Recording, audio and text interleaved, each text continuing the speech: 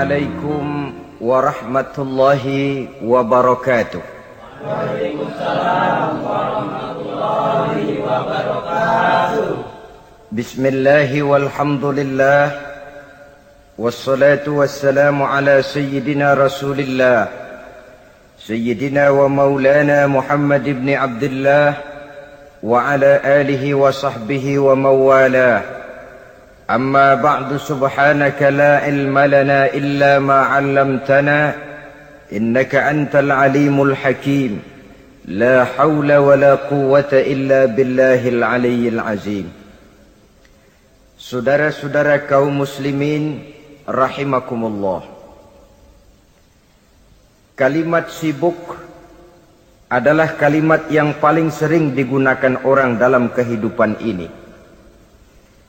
Lebih sering lagi kalimat sibuk dijadikan kambing hitam dalam berbagai persoalan, termasuk dalam kehidupan beragama. Kadang-kadang kita bertanya kepada seseorang, kenapa tadi malam tidak hadir di pengajian? Jawabannya, sibuk. Kenapa Jumatan tidak kelihatan di masjid? Jawabannya, sibuk. Kenapa dalam peringatan hari keagamaan tidak kelihatan aktif? Jawabannya, sibuk. Kalau kita berbicara soal sibuk, siapa sesungguhnya orangnya dalam hidup ini yang tidak sibuk? Makin tinggi status sosial, akan makin tinggi pula tensi kesibukan yang kita hadapi. Masalahnya ialah kita yang bisa mengatur kesibukan atau malah kesibukan yang mengatur kita. Kalau kesibukan yang mengatur kita, insya Allah sampai tua sibuk terus. Tapi kalau kita bisa mengatur kesibukan, artinya dalam hidup ini ada semacam, bahasa kerennya, description of job. Ada semacam pengaturan waktu, ada semacam pembagian tugas di dalam kehidupan. Maka pada pertemuan kali ini kita akan berbicara tentang bagaimana mengatur waktu dalam hidup menurut contoh yang diberikan oleh Rasulullah sallallahu alaihi wasallam. Menurut riwayat dari Siti Aisyah radhiyallahu anha, adalah baginda Rasul membagi waktu dalam hidupnya itu menjadi 3 bagian.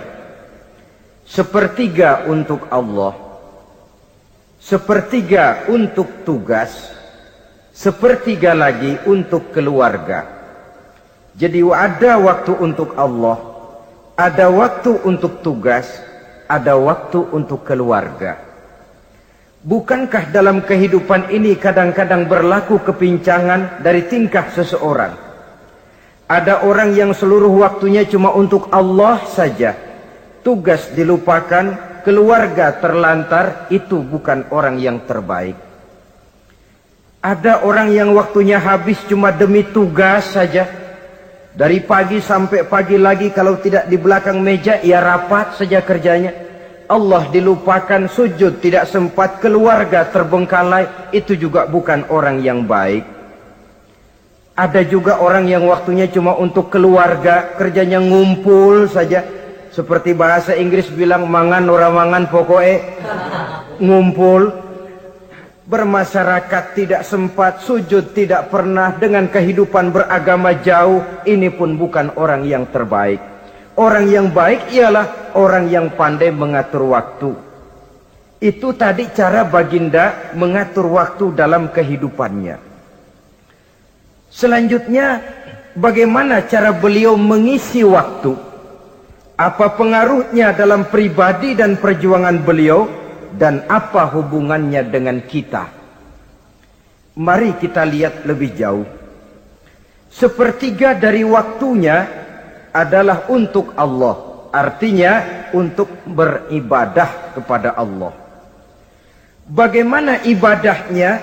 Saudara-saudara, satu-satunya manusia yang dalam Al-Quran sudah mendapat jaminan ampun dari seluruh dosa yang pernah dikerjakan, cuma Rasulullah orangnya.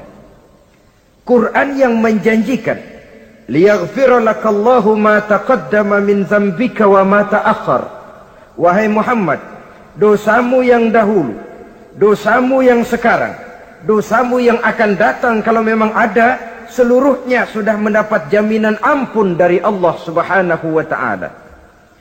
Orang yang nyata-nyata sudah mendapat jaminan ampun dari segala dosa ini, ibadahnya luar biasa.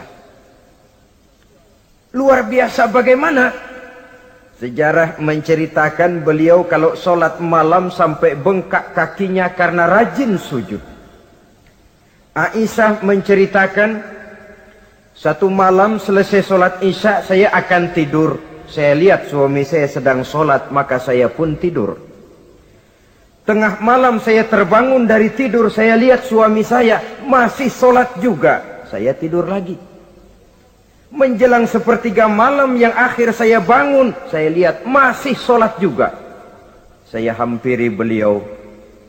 Saya tanya setelah sholatnya usai, "Bang," kata Aisyah, "ada apa yang?" Kata baginda Rasul. Sebab beliau itu, jangan senyum kalau saya katakan yang di sini. Sebab beliau itu pandai sekali menyenangi hati istrinya. Panggilan kelihatannya sepele, tapi bisa menghidupkan keharmonisan dalam rumah tangga. Beliau apabila memanggil Siti Aisyah dengan kalimat Humaira, "Ya Humaira," wahai yang pipinya kemerah-merahan. Cantik sekali panggilannya untuk istrinya. Kita kadang-kadang terlalu jujur tapi nyakitin. Mentang-mentang bini hitam, kalau manggil bini hitam, sini lo. Jujur tapi nyakiti itu. Hadirin yang saya muliakan, baginda menjawab, "Ada apa ya? Abang ini kan dosanya sudah mendapat jaminan ampun dari Allah." "Iya, lalu gimana?" "Ya kalau ibadah jangan terlalu gitu-gitu benar." "Kenapa sih?" "Orang sudah dapat jaminan ampun itu kan mestinya tenang, aman. Ini malah seolah-olah beliau orang yang paling banyak mempunyai dosa. Tidak puas melaksanakan hanya sholat yang wajib ditambah dengan yang sunnah-sunnah. Tidak usah gitu-gitu bener lah bang, sudah dapat jaminan ampun ini." Terhadap usul istrinya ini, apa jawab beliau? Sederhana, tapi melambangkan sikap jiwa yang luhur. Beliau menjawab, "Aisyah, afala uhibbu an akuna abdan syakura." Yang, apa saya tidak senang kalau saya ini oleh Allah mendapat gelar abdan syakura, hamba yang pandai bersyukur, hamba yang tahu berterima kasih. Makin diampuni, makin banyak sujud saya. Makin diampuni, makin banyak ibadah saya kepada Allah. Inilah prinsipnya.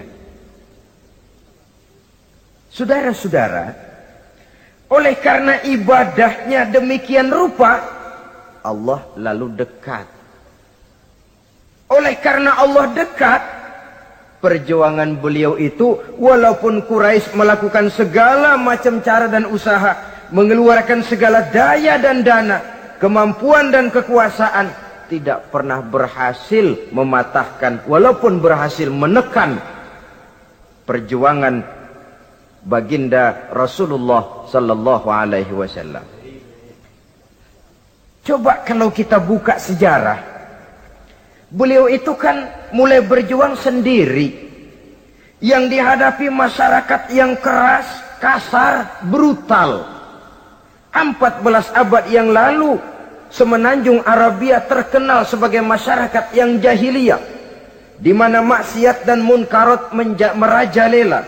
Sembahan adalah berhala. Anak perempuan lahir dibunuh hidup-hidup.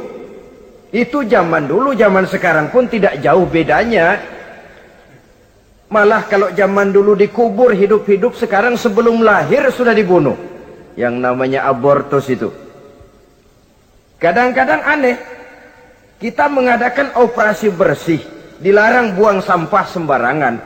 Kalau sudah buang sampah saja tidak boleh sembarangan, tahu-tahu zaman sekarang ini bayi dibuang di tempat sampah. Bukan lagi kertas, bukan lagi kardus, bayi dibuang di comberan. Kan lebih sadis sebenarnya dari jahiliyah 14 abad yang lalu. Judi di zaman dulu 14 abad yang lalu merajalela, menyentuh segala lapisan masyarakat. Di zaman sekarang pun judi tidak kurang hebatnya, cuma tentu dengan bahasa yang lain. Apalagi di zaman sekarang orang pandai menghaluskan bahasa, mensamarkan istilah. Judi disebut sumbangan umpamanya, sehingga orang lalu tidak terasa bermain judi, terasanya ikut nyumbang. Itu sekedar istilah yang merangsang orang sebenarnya. Masyarakat yang semacam ini yang dihadapi oleh baginda Rasul. Diangkat jadi Rasul umur 40 tahun lalu mulai berjuang. Mula-mula secara sembunyi dakwahnya itu. Dari pintu ke pintu, dari rumah ke rumah, dari orang ke orang. Hasilnya 3 tahun gerilya berdakwah, dapat pengikut tidak lebih 11 orang. Sudah tidak digaji, tidak dapat beras, hidup pun miskin. 3 tahun dakwah, dapat pengikut 11 orang. Ustadz mana zaman sekarang yang masih mau ngajar? Kalau 3 tahun buka pengajian, yang ngaji cuma 11, bubar.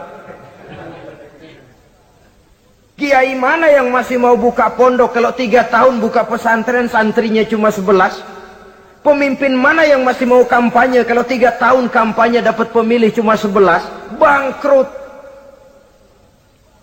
Tapi tidak dengan Rasul.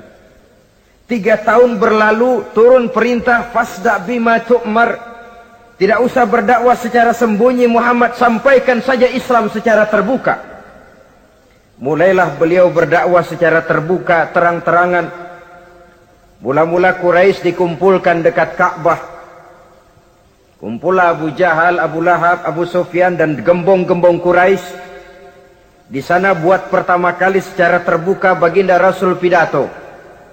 Tuan-tuan Quraisy, apakah tuan-tuan percaya kepada saya? Percaya. Kenapa? Karena Anda Muhammad sejak kecil belum pernah bohong. Baik. Jikalau memang tuan-tuan percaya kepada saya, maka mulai hari ini saya serukan kepada tuan-tuan, ankizu anfusakum minan nar. Jaga, pelihara, lindungi dan selamatkan diri tuan dari neraka. Tinggalkan segala macam berhala, jauhi Latta, Uzza, Manat dan Hubal. Sembah Allah Tuhan yang Esa, yang lam yalid walam yulad, yang tidak beranak dan tidak diperanakan. Ini dakwah pertama yang beliau sampaikan. Selesai beliau pidato, Abu Lahab interupsi, angkat tangan. Muhammad, ada apa paman? Alihaza jama'tana, cuma untuk dengar ocehan kayak begini kami dikumpulkan di sini. Tabban laka ya Muhammad. Kalau bahasa kasarnya mau mampus kamu Muhammad. Nabi tidak jawab, Allah yang jawab. Tabbat yada abi lahabi wa tab, ma aghna anhu maluhu wa ma kasab. Bukan Muhammad yang celaka, Abu Lahab lah yang kelak akan menemui kecelakaan. Dakwah terus berlangsung. Ketika dakwah secara terbuka sudah dimulai, hambatan dan tantangan mulai datang. Sejak dari teror mental sampai kepada teror fisik. Dan puncaknya terjadi pada saat beliau berumur 53 tahun.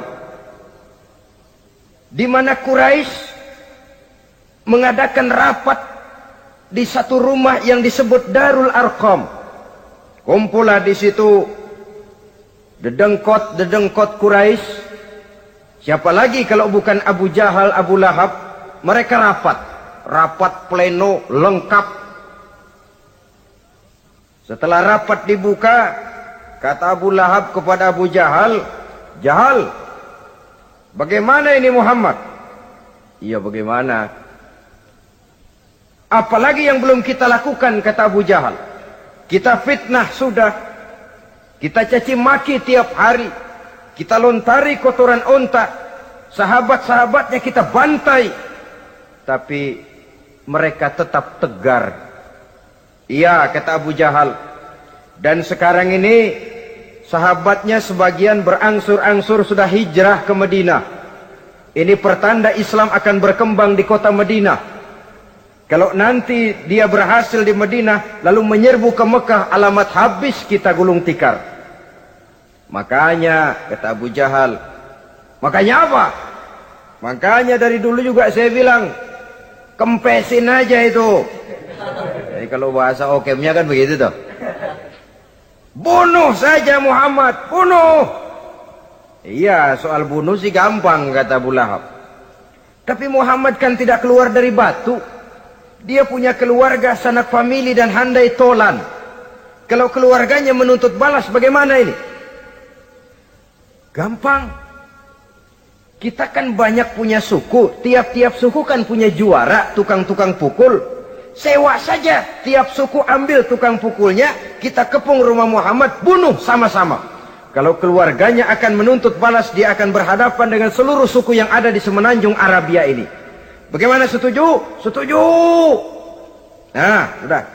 Kapan kita bunuh Muhammad? Kapan lagi? Tidak usah buang waktu. Besok malam. Ya, besok malam kita bunuh Muhammad. Tapi awas, semua yang ikut rapat di sini ingat baik-baik, ini rahasia negara. Besok malam kita akan membunuh Muhammad. Siapa yang berani membocorkan rahasia negara ini, supersip, dianggap menghambat program Quraisy. Itu nanti dijatuhi hukuman berat ya. Jaga rahasia baik-baik bahwa besok malam kita akan membunuh Muhammad. Sanggup? Sanggup. Rapat selesai. Hadirin boleh bubar ke rumah masing-masing. Pulang.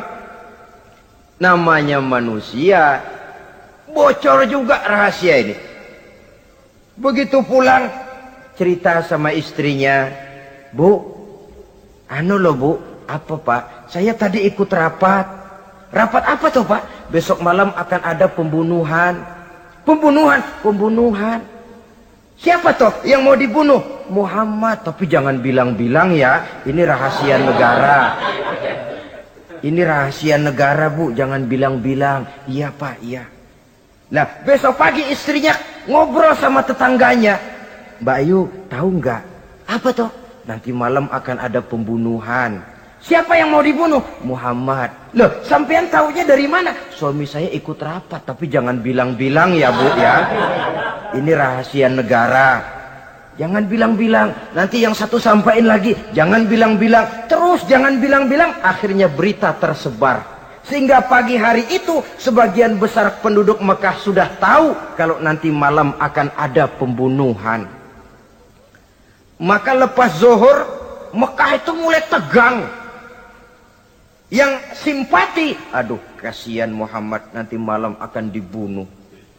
Yang tidak senang, mampus biar dia rasain ntar malam. Saudara-saudara, begitu maghrib berbunyi sudah, udara mulai gelap, penduduk Mekah sudah kunci pintu seperti ada jam malam. Sepi, sesepi-sepinya.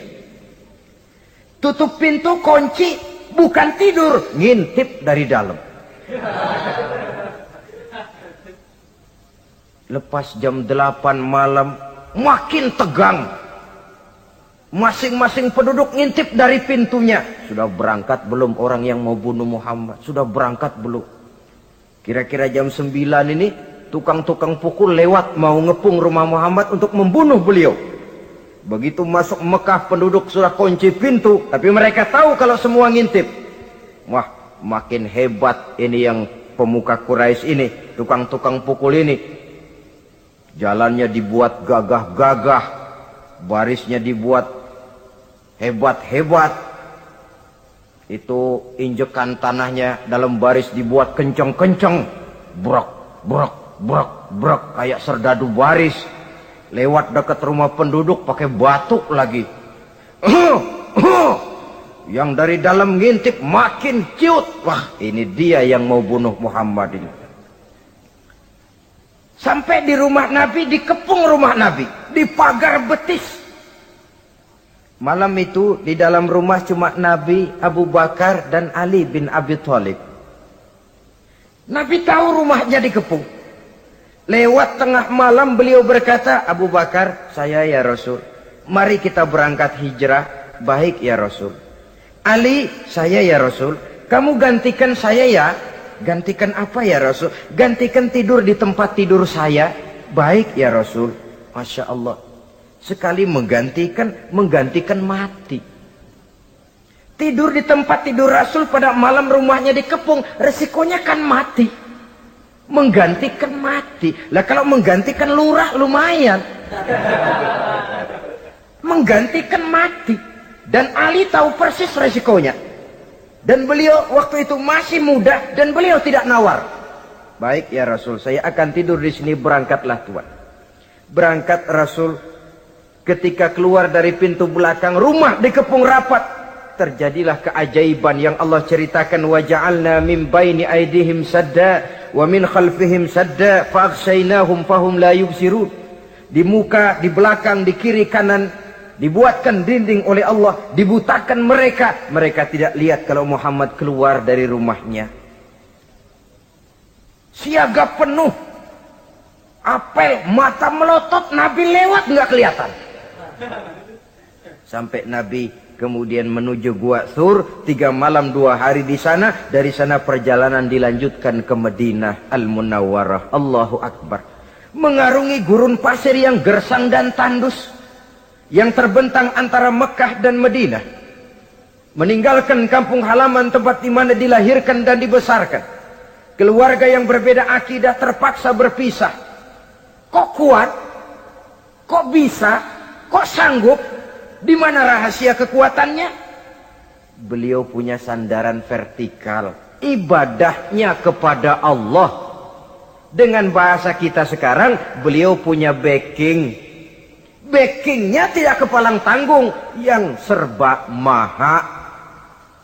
Maka saya mengajak kepada seluruh kaum muslimin, di zaman sekarang kan orang lagi main backing-backingan. Ya. Nah, siapa yang punya backing punya jalu. Saya cuma mengajak, kalau mau cari backing jangan kepalang tanggung. Carilah backing yang serba maha. Maha gagah, maha tahu, maha adil, maha bijaksana, maha segala-galanya. Dan dialah Allah Subhanahu wa ta'ala. Saudara punya backing kolonel, tanggung. Nanti dia pensiun habis. Yang kolonel saja tanggung, apalagi yang kopral. Kalau mau cari backing, carilah backing yang serba maha, Allah Azza wa Jalla. Caranya tentu dekat kepadanya. Untuk dekat kepadanya melalui jalur yang sudah diatur olehnya, melalui Rasulullah Sallallahu Alaihi Wasallam, yaitu solat, ibadah. Makin tinggi nilai ibadah, makin dekat kita dengannya. Makin dekat dengannya, makin banyak fasilitas yang akan diberikan untuk kita. Saudara pegawai negeri ingin cepat naik golongan, itu caranya 2. Pertama, jam kantor disiplin. Jam 7 masuk. Jam 3 pulang. Kalau belum jam pulang, jangan pulang. Yang kedua, tambahan di luar jam kantor, sering-sering datang ke rumah kepala bagian. Apa malam minggu, apa hari minggu, apa bawa jeruk, apa pisang Ambon, kan begitu toh. Ini nanti kan kepala bagian kan nilai. Karyawan saya yang satu ini jam kantornya disiplin, tambahan dia sering datang hari minggu di luar jam kantor bawa jeruk lagi. Ini mestinya belum naik lah, gue naikin dulu ke atas. Naik, saudara-saudara. Yang saya maksud apa? Itu zuhur, asar, maghrib, isya, subuh, jam kerja resmi itu. Jam kantor. Lah, ada kunjungan di luar jam kantor. Yang namanya tahajud, yang namanya hajat, yang namanya duha. Nanti kan Allah lihat, ini hambaku yang satu ini jam kantornya betul. Zuhur, asar, maghrib, isya, subuhnya tepat. Tambahan di luar jam kantor, dia sering menghadap kepadaku. Nah, hambaku ini aku angkat kau maqamam mahmuda, ke satu tempat yang terpuji. Kalau Allah yang ngangkat, satu negara orang mau rendahkan kita, kita akan tetap tinggi. Kalau Allah mau rendahkan, satu negara mau angkat kita, kalau memang dasar mesti nyungsap ke bawah. Inilah perlunya sandaran vertikal. Inilah perlunya kita mempunyai backing hanya kepada Allah. Pada waktunya orang akan sampai ke titik jenuh. Dalam kesunyian orang sering mempertanyakan eksistensi diri. Mulai mempertanyakan hakikat keberadaannya. Di tengah kesibukan bisnisnya, di tengah kesibukan kerja dari rapat ke rapat, dari kantor ke kantor, dari tender ke tender, orang akan sampai kepada titik jenuh. Dikala itu dia memerlukan ketenangan, dikala itu dia memerlukan kedamaian, dikala itu dia mencari eksistensi diri. Sebenarnya hidup ini mau apa sih? Cuma sekedar menjalani hal-hal yang rutin saja, pergi pagi pulang sore, peras keringat banting tulang, atau ada tujuan yang lebih luhur daripada sekedar ini? Dikala itulah dia mulai mencari jalur untuk mendekatkan diri kepada Sang Pencipta. Dan tidak bisa ingin dekat dengan Allah, saudara, pakai aturan sendiri. Ingin dekat dengan gubernur harus ikut aturan yang ditetapkan oleh protokolnya gubernur.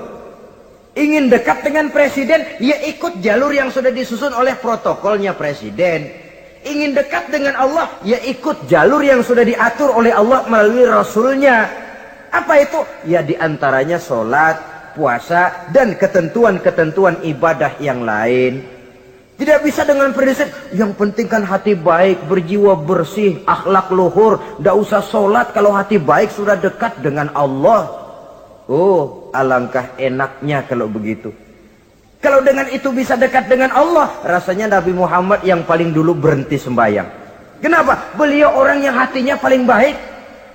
Beliau orang yang budinya paling luhur. Kalau budi luhur dan hati baik sudah menjamin untuk dekat dengan Allah, Nabi dulu berhenti sholat. Nyatanya tidak. Beliau orang yang berbudi luhur, berakhlak baik, entoh ibadahnya demikian rupa. Dan beliau adalah standar untuk kita jadikan contoh dalam mengamalkan ajaran-ajaran agama di kehidupan kita ini. Saudara, itu tadi sepertiga waktu beliau untuk ibadah, untuk Allah. Sepertiga yang kedua dari waktu beliau adalah untuk tugas.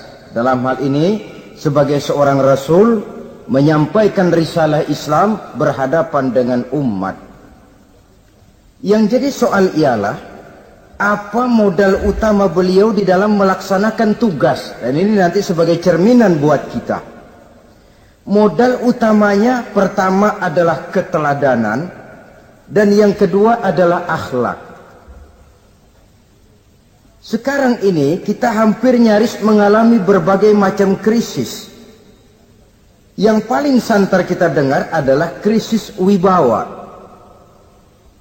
Ada pak guru dicegat muridnya di jalanan, dipukulin karena nggak naik kelas katanya. Nampaknya guru nggak lagi berwibawa.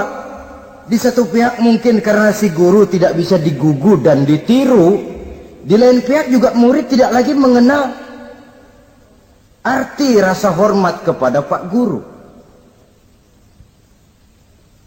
Nah, kenapa krisis wibawa timbul? Karena tidak ada keteladanan. Adapun Rasul, wibawa beliau timbul di tengah umat karena keteladanan ini. Apapun yang beliau ajarkan kepada umat, beliau adalah pelaksana pertama. Dengan kata lain, satunya kata dan perbuatan. Ini yang sangat diperlukan di zaman kita sekarang. Bukan cuma sekedar simposium, muktamar, kongres, rapat besar dengan keputusan bertumpuk-tumpuk kertas di atas meja, tetapi tidak pernah terrealisir dalam kehidupan. Yang kita perlukan adalah satunya kata dan perbuatan. Bahwa kalau itu yang diucapkan, itu yang diterapkan. Kalau itu yang diteorikan, itu yang dikerjakan. Keteladanan. Yang kedua, rahasia sukses beliau dalam melaksanakan tugas berhadapan dengan umat, akhlak. Beliau tidak menyampaikan Islam ini dengan kekerasan, tidak juga dengan bujuk rayu harta, Tidak pula dengan menakut-nakuti orang. Belum pernah kita baca dalam sejarah beliau teriak-teriak, awas yang tidak masuk Islam dipecat jadi orang Arab. Tidak. Atau dengan bujuk rayu, ayo siapa masuk Islam super mie 2 bungkus. Tidak. Sebab kebenaran tidak bisa dipupuk dengan materi.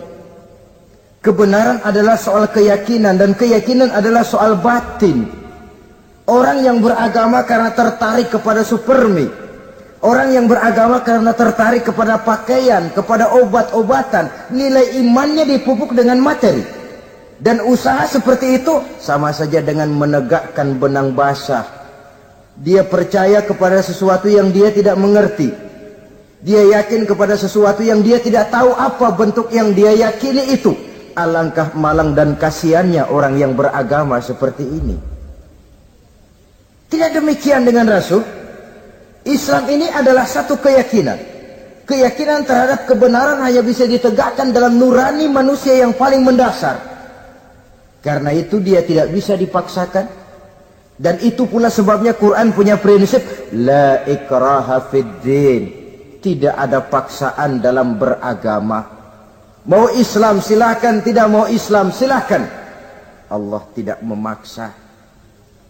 Tapi ayat ini jangan disalah pakai. Tidak pernah sholat, ditanya orang, kamu kan Islam kok tidak sholat? La ikraha fid din dong. Salah pakai. Yang tidak ada paksaan dalam beragama itu untuk orang di luar Islam. Kepada tuan-tuan di luar Islam, la ikraha fid din, tidak ada paksaan masuk Islam. Tapi kalau sudah masuk ke dalam Islam, maka berlaku peraturan Islam. Contohnya begini saja, tidak ada paksaan masuk ke rumah saya. Itu toh. Mau masuk silahkan, tidak mau masuk tidak ada urusan. Tapi sekali saudara masuk ke rumah saya, saudara harus ikut tata tertib yang ada di dalam rumah saya. Kira-kira beragama itu begitu. Tidak ada paksaan masuk Islam. Tapi sekali saudara masuk Islam, maka berlaku peraturan Islam untuk kehidupan saudara. Jadi la ikraha fid din ini buat orang di luar garis.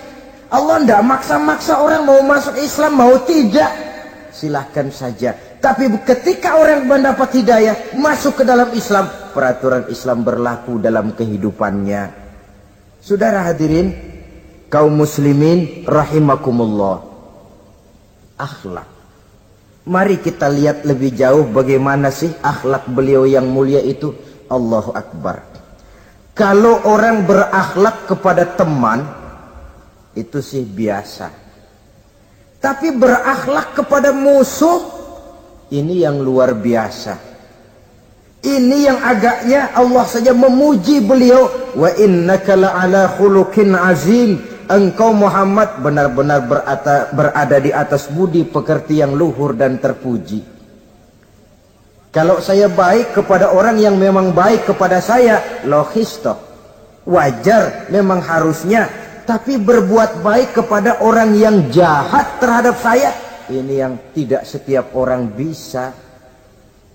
Nah, sebab itu saya tidak ingin menceritakan akhlak beliau kepada sahabat, namanya juga kepada sahabat. Saya akan kutip beberapa riwayat yang menceritakan bagaimana akhlak beliau kepada orang yang nyata-nyata memusuhinya. Berbagai riwayat menceritakan bagaimana beliau ketika di Taif dilontari orang dengan batu.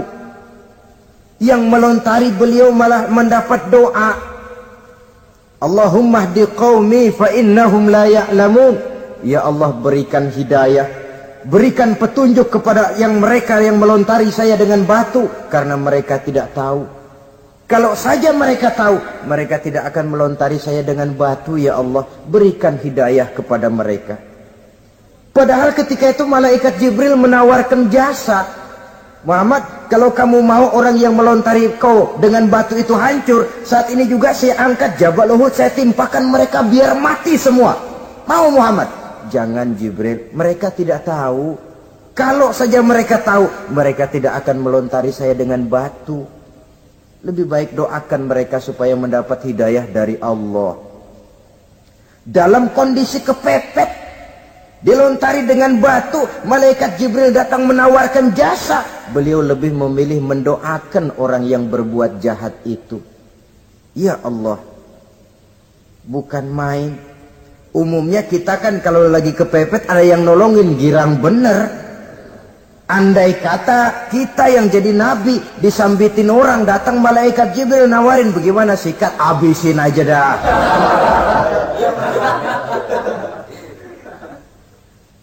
Ini akhlak kepada musuh.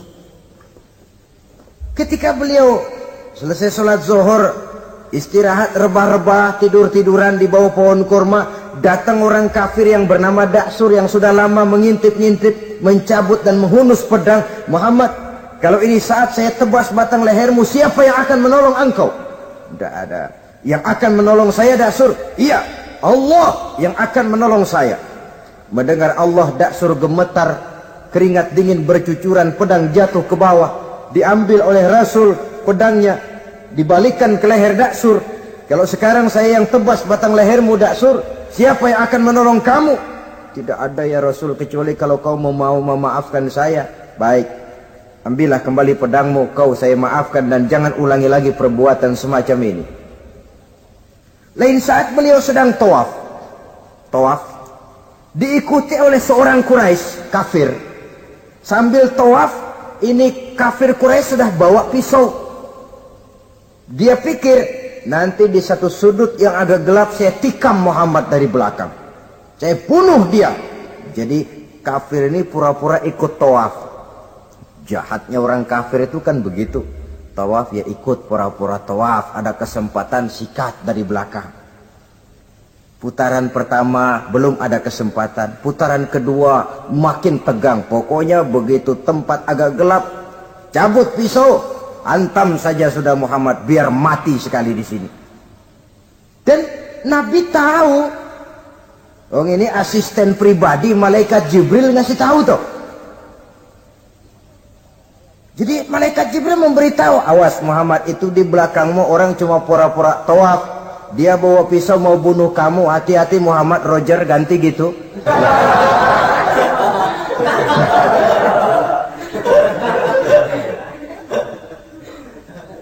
Tahu persis beliau. Sampai di satu sudut yang gelap, si kafir ini mencabut pisau. Nabi nengok ke belakang, menoleh Nabi. Begitu menoleh, Quraisy ini kan ketangkep basah. Bahasa Arabnya yumsak mablul katanya. Ketangkep basah, grogi, salah tingkah, garuk nggak gatel. Kasihan ngelihatnya sudah. Ya namanya orang ketangkep basah itu. Mau alasan apa? Nggak beralasan ya, harus merasa harus membela diri. Gemetar nggak karu-karuan. Kata Nabi senyum. Mau apa, Mas? Ano Rasul, ini ano apa? Ano. Sudah, saya kan tahu kamu mau bunuh saya toh. Sudah, saya sudah tahu kok. Oh, kamu jangan pura-pura. Kamu kan mau bunuh saya kan? Terus terang saja. Iya Rasul, iya. Sekarang gimana? Enggak berani Rasul. Minta maaf saja.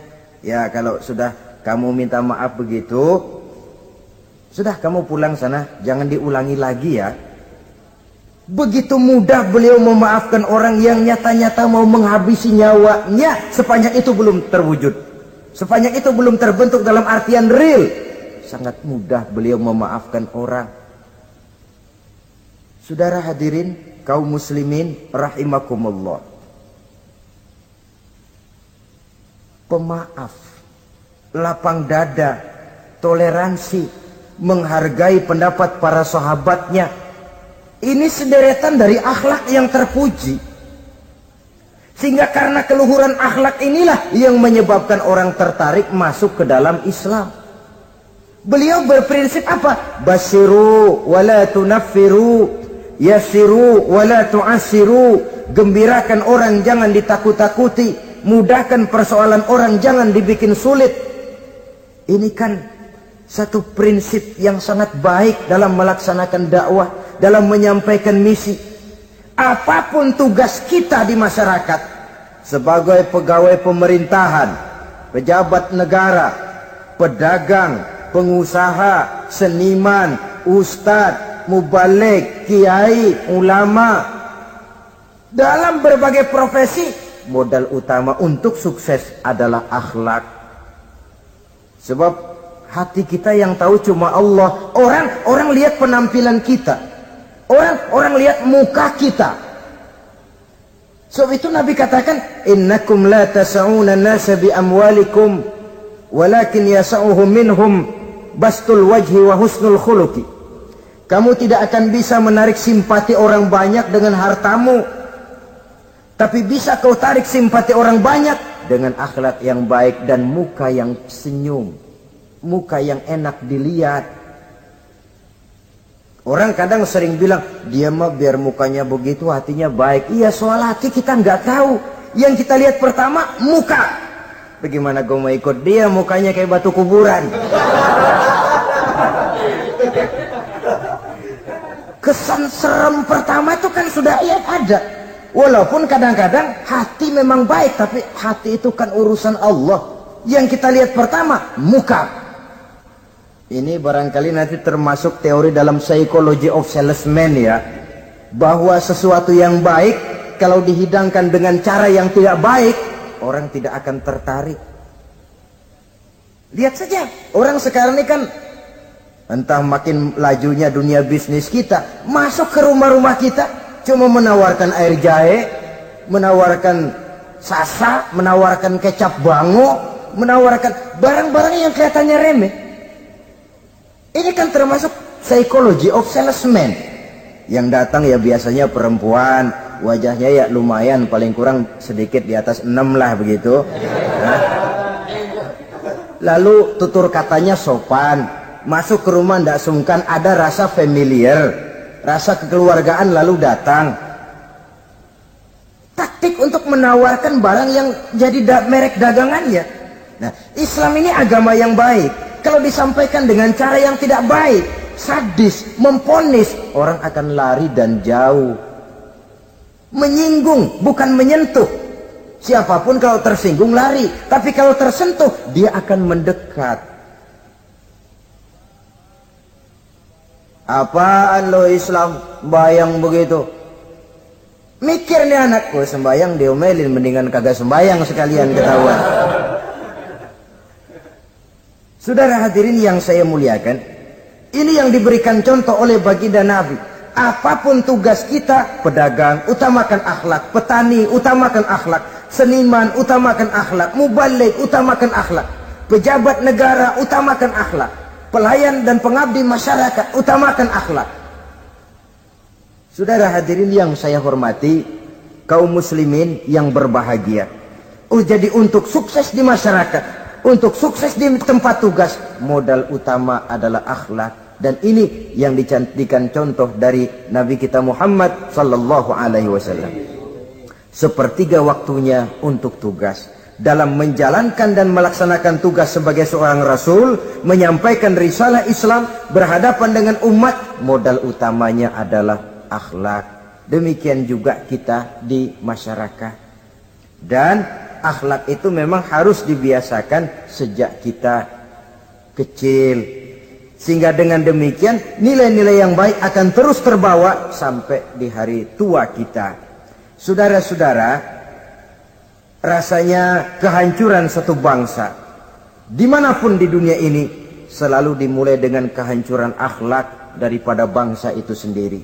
Dan kehancuran akhlak itu bisa saja terjadi di tengah kemakmuran ekonomi, di tengah maju dan canggihnya teknologi. Kapan? Apabila pegangan orang kepada agama sudah lemah dan rapuh. Kita tengok di negara-negara di sebelah barat kita, kemajuan teknologi yang tidak diimbangi dengan kuatnya pegangan orang kepada agama telah melahirkan budaya-budaya yang merendahkan martabat manusia. Lahirlah kebudayaan hippies, lahirlah kebudayaan nudis, hidup serba bosan dengan ini dan itu karena segalanya sudah dimiliki, rumah mentereng, jumlah kendaraan sejumlah keluarga, kapal pesiar di laut mewah, pesawat udara punya, setelah ini punya ini, ada semua ada, titik jenuh sampai. Mau apa semua ini? Akhirnya ingin hidup apa adanya, tidur di goa-goa, tidur di kaki-kaki gunung, tidur di hutan belantara, pakaian kumel. Itu hipis-hipis yang datang kemari, yang pakaiannya kumuh, tambelan, lepis belel. Padahal di kantongnya cek, travel cek, dolar. Lain hipis kita, emang benar-benar gembel.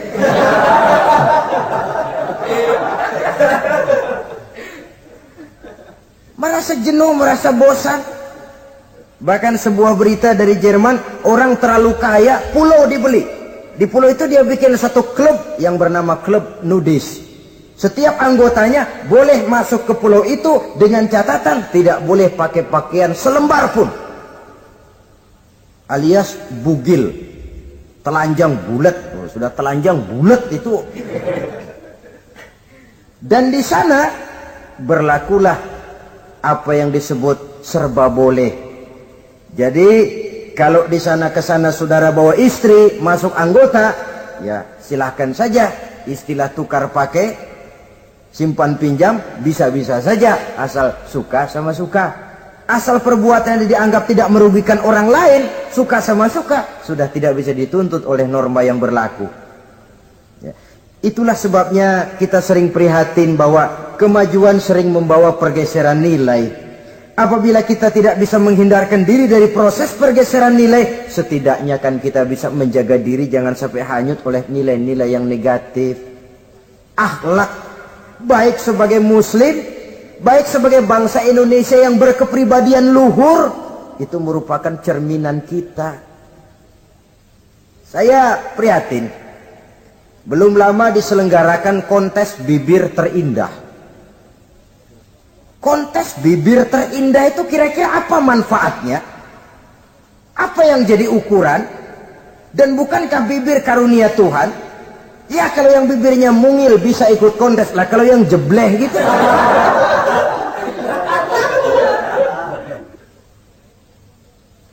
Kontes bibir terindah masih hangat dibicarakan orang. Sudah muncul lagi kontes betis terindah. Nah kalau sudah bicara soal betis ini, kan yang terbayang oleh kita kira-kira ukurannya apa?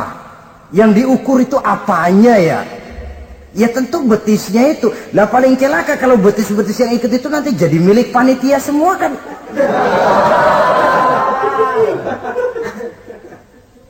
Yang tidak usah kita mengukur dengan kacamata agama, dengan budaya kita sebagai bangsa Indonesia yang berfalsafahkan Pancasila, rasanya mendengarnya saja kok sudah ndak sah gitu loh. Ndak pas untuk ukuran kita sebagai bangsa yang berfalsafahkan Pancasila. Saudara-saudara kaum muslimin rahimakumullah. Ini yang saya maksud tadi, proses pergeseran nilai. Andai kata kita tidak bisa menghindarkan diri dari hal yang semacam itu, setidaknya kita bisa menjaga diri jangan sampai hanyut ditelan proses pergeseran nilai.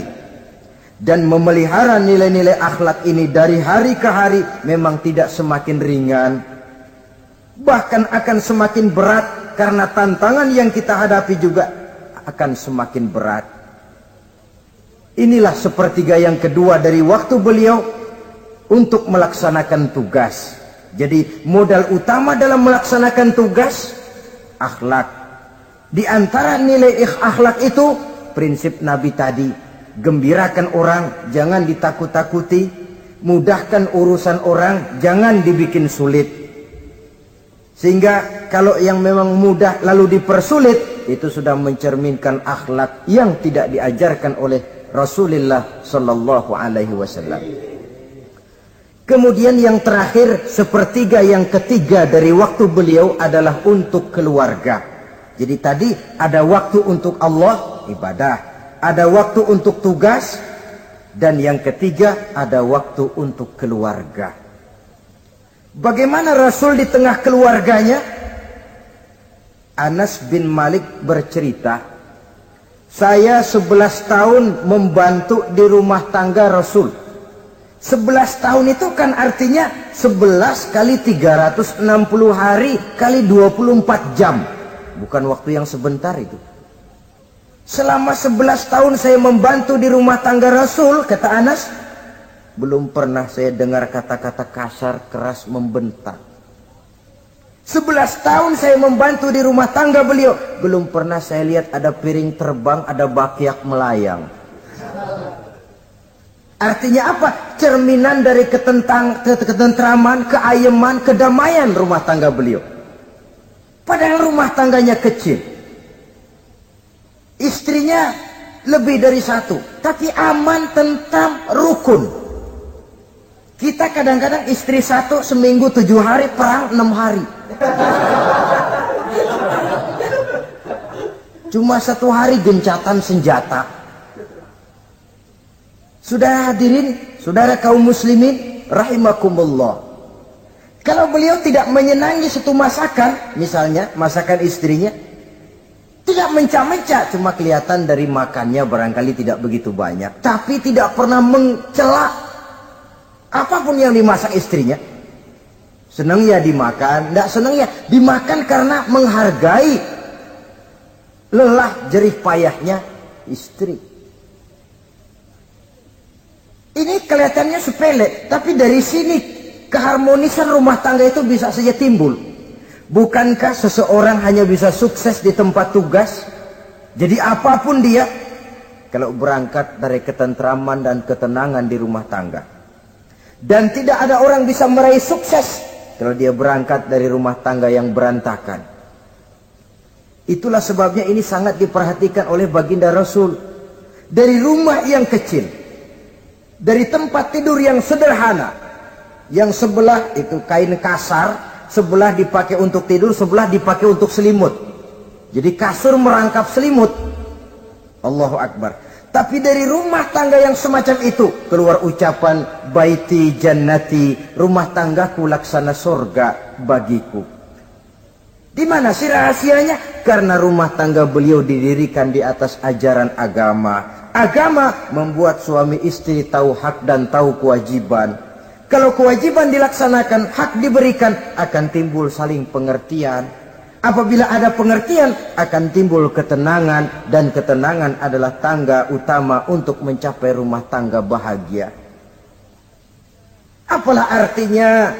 Seperti banyak istilah orang, rumah bertingkat, uang banyak berlipat-lipat, kendaraan serba mengkilat, istri pun cantik memikat, kadang-kadang jumlahnya 4, tapi tiap hari kiamat.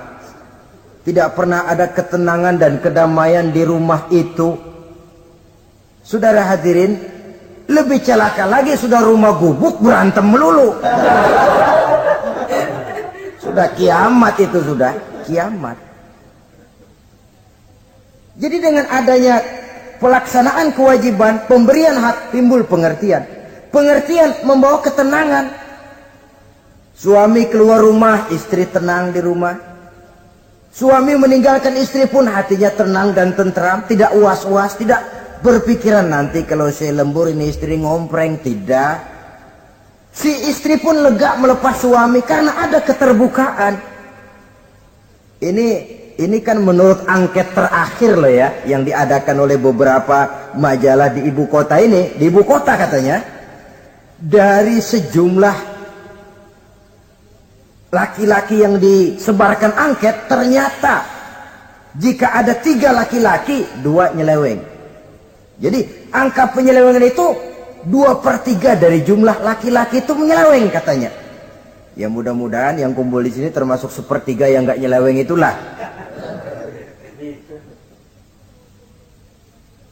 Dan tidak semua bentuk penyelewengan itu karena alasan ekonomi.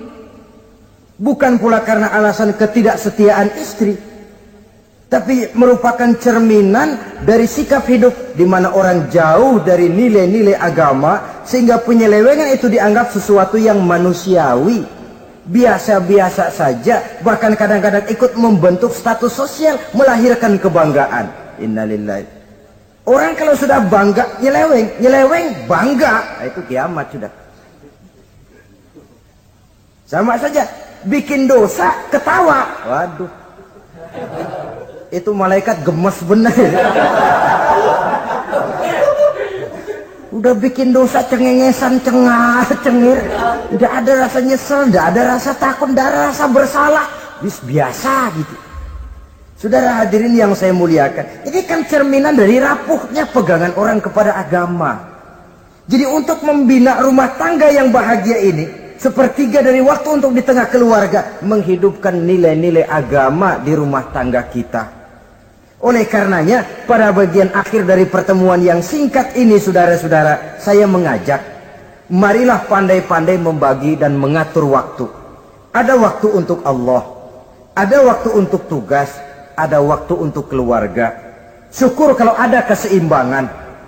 Tapi kalau tidak, istilah usul fikih itu tatimul aham minal muhim, mendahulukan yang terpenting dari yang penting. Kalau ada 3 persoalan semuanya penting, tentu di antara 3 ini kan ada yang lebih penting. Yang itulah yang dikerjakan lebih dulu. Dan ini tidak berarti bahwa penjatahan waktunya harus sama. Untuk ibadah dalam sehari semalam sekian jam, untuk tugas sekian jam, untuk keluarga sekian jam. Tidak bisa kita targetkan begitu. Dan yang dimaksud di sini pun adanya pengaturan. Pengaturan tidak berarti bahwa harus sama waktunya, tidak. Kita melihat kepentingannya. Saudara hadirin, sama saja di zaman sekarang, kalau dengan pembangunan kita ingin menciptakan pemerataan di kalangan rakyat, itu tidak berarti bahwa rakyat Indonesia ini standar ekonominya harus sama semua, seperti yang dicita-citakan komunis. Tidak bisa. Menciptakan pemerataan artinya, kalau yang kaya bisa semakin kaya, kenapa yang miskin tidak bisa naik jadi sedikit kaya? Dan artinya menciptakan kesempatan kepada setiap penduduk Indonesia untuk merubah tahap dan taraf kehidupannya. Demikian juga adanya pengaturan waktu. Bukan berarti untuk Allah sekian jam, keluarga sekian jam, tugas sekian jam. Sebab jam-jam ini sulit kita jatahkan. Kadang-kadang tugas, kadang-kadang keluarga, kadang-kadang ibadah kita sedang gandrung. Yang penting ada keseimbangan dalam cara kita mengatur waktu itu. Nah, saudara-saudara, demikianlah pertemuan dan pembicaraan kita kali ini. Terima kasih atas segala perhatian. Mohon maaf atas segala kekurangan. Usikum wa nafsi bitaqwallah. Wassalamualaikum warahmatullahi wabarakatuh. Waalaikumsalam warahmatullahi wabarakatuh. Assalamualaikum warahmatullahi wabarakatuh. Waalaikumsalam warahmatullahi wabarakatuh. Bismillahi walhamdulillah. Wassalatu wassalamu ala sayyidina rasulillah Sayyidina wa maulana Muhammad ibn Abdullah wa ala alihi wa sahbihi wa mawalah. Amma ba'du, subhanaka la ilma lana illa ma 'allamtana innaka antal alimul hakim. La hawla wa la quwwata illa billahil aliyyil azim. Saudara-saudara kaum muslimin rahimakumullah. Kalimat sibuk adalah kalimat yang paling sering digunakan orang dalam kehidupan ini.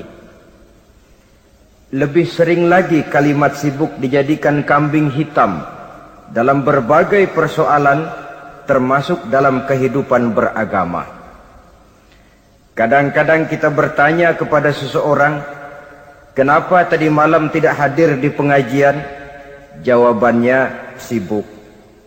Kenapa Jumatan tidak kelihatan di masjid? Jawabannya, sibuk. Kenapa dalam peringatan hari keagamaan tidak kelihatan aktif? Jawabannya, sibuk. Kalau kita berbicara soal sibuk, siapa sesungguhnya orangnya dalam hidup ini yang tidak sibuk? Makin tinggi status sosial, akan makin tinggi pula tensi kesibukan yang kita hadapi.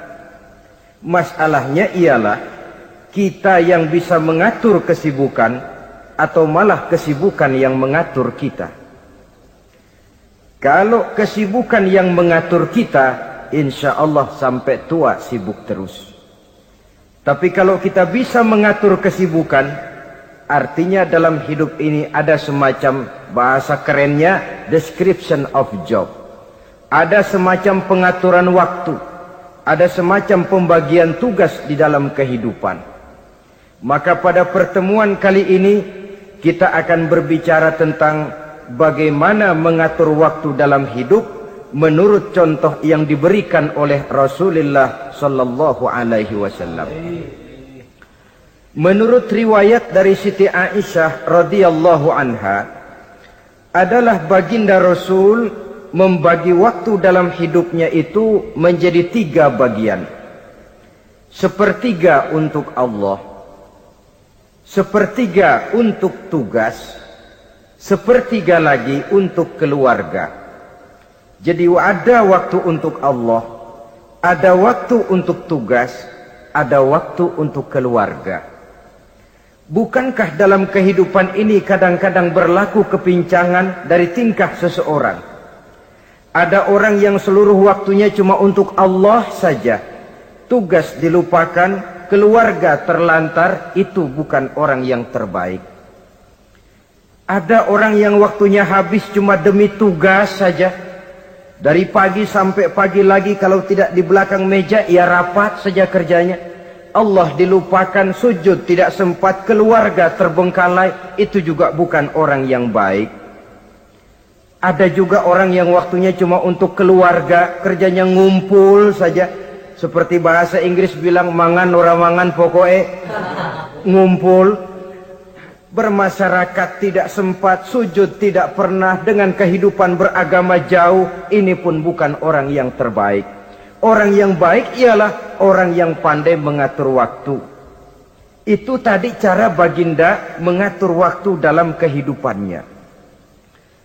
Selanjutnya, bagaimana cara beliau mengisi waktu? Apa pengaruhnya dalam pribadi dan perjuangan beliau? Dan apa hubungannya dengan kita? Mari kita lihat lebih jauh. Sepertiga dari waktunya adalah untuk Allah. Artinya untuk beribadah kepada Allah. Bagaimana ibadahnya? Saudara-saudara, satu-satunya manusia yang dalam Al-Quran sudah mendapat jaminan ampun dari seluruh dosa yang pernah dikerjakan, cuma Rasulullah orangnya. Quran yang menjanjikan, liyaghfira lakallahu ma taqaddama min dzambika wa ma ta'akhkhar.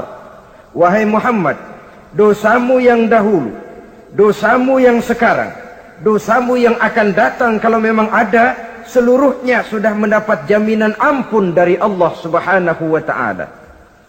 Orang yang nyata-nyata sudah mendapat jaminan ampun dari segala dosa ini, ibadahnya luar biasa. Luar biasa bagaimana? Sejarah menceritakan beliau kalau sholat malam sampai bengkak kakinya karena rajin sujud. Aisyah menceritakan, satu malam selesai sholat isya saya akan tidur. Saya lihat suami saya sedang sholat, maka saya pun tidur. Tengah malam saya terbangun dari tidur, saya lihat suami saya masih sholat juga. Saya tidur lagi. Menjelang sepertiga malam yang akhir saya bangun, saya lihat masih sholat juga.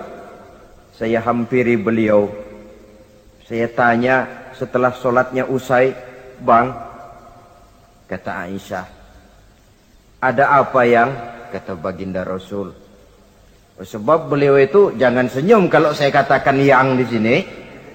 Sebab beliau itu pandai sekali menyenangi hati istrinya. Panggilan kelihatannya sepele, tapi bisa menghidupkan keharmonisan dalam rumah tangga. Beliau apabila memanggil Siti Aisyah dengan kalimat Humaira, "Ya Humaira," wahai yang pipinya kemerah-merahan. Cantik sekali panggilannya untuk istrinya. Kita kadang-kadang terlalu jujur tapi nyakitin. Mentang-mentang bini hitam, kalau manggil bini hitam, sini lo. Jujur tapi nyakiti itu. Hadirin yang saya muliakan, baginda menjawab, ada apa ya? Abang ini kan dosanya sudah mendapat jaminan ampun dari Allah. Iya, lalu gimana? Ya kalau ibadah jangan terlalu gitu-gitu benar, kenapa sih? Orang sudah dapat jaminan ampun itu kan mestinya tenang, aman. Ini malah seolah-olah beliau orang yang paling banyak mempunyai dosa. Tidak puas melaksanakan hanya solat yang wajib ditambah dengan yang sunnah-sunnah. Tidak usah gitu-gitu bener lah bang, sudah dapat jaminan ampun ini. Terhadap usul istrinya ini, apa jawab beliau? Sederhana, tapi melambangkan sikap jiwa yang luhur. Beliau menjawab, Aisyah, afala uhibbu an akuna abdan syakura. Yang, apa saya tidak senang kalau saya ini oleh Allah mendapat gelar abdan syakura, hamba yang pandai bersyukur, hamba yang tahu berterima kasih. Makin diampuni, makin banyak sujud saya. Makin diampuni, makin banyak ibadah saya kepada Allah. Inilah prinsipnya. Saudara-saudara, oleh karena ibadahnya demikian rupa, Allah lalu dekat. Oleh karena Allah dekat, perjuangan beliau itu, walaupun Quraisy melakukan segala macam cara dan usaha, mengeluarkan segala daya dan dana, kemampuan dan kekuasaan, tidak pernah berhasil mematahkan, walaupun berhasil menekan perjuangan baginda Rasulullah sallallahu alaihi wasallam. Coba kalau kita buka sejarah, beliau itu kan mulai berjuang sendiri, yang dihadapi masyarakat yang keras, kasar, brutal. 14 abad yang lalu, semenanjung Arabia terkenal sebagai masyarakat yang jahiliyah, di mana maksiat dan munkarat merajalela. Sembahan adalah berhala. Anak perempuan lahir dibunuh hidup-hidup. Itu zaman dulu, zaman sekarang pun tidak jauh bedanya. Malah kalau zaman dulu dikubur hidup-hidup, sekarang sebelum lahir sudah dibunuh. Yang namanya abortus itu. Kadang-kadang aneh, kita mengadakan operasi bersih, dilarang buang sampah sembarangan. Kalau sudah buang sampah saja tidak boleh sembarangan, tahu-tahu zaman sekarang ini bayi dibuang di tempat sampah. Bukan lagi kertas, bukan lagi kardus, bayi dibuang di comberan. Kan lebih sadis sebenarnya dari jahiliyah 14 abad yang lalu. Judi di zaman dulu 14 abad yang lalu merajalela, menyentuh segala lapisan masyarakat. Di zaman sekarang pun judi tidak kurang hebatnya, cuma tentu dengan bahasa yang lain.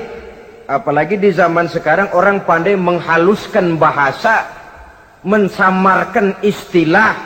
Judi disebut sumbangan umpamanya, sehingga orang lalu tidak terasa bermain judi, terasanya ikut nyumbang. Itu sekedar istilah yang merangsang orang sebenarnya. Masyarakat yang semacam ini yang dihadapi oleh baginda Rasul. Diangkat jadi Rasul umur 40 tahun lalu mulai berjuang. Mula-mula secara sembunyi dakwahnya itu.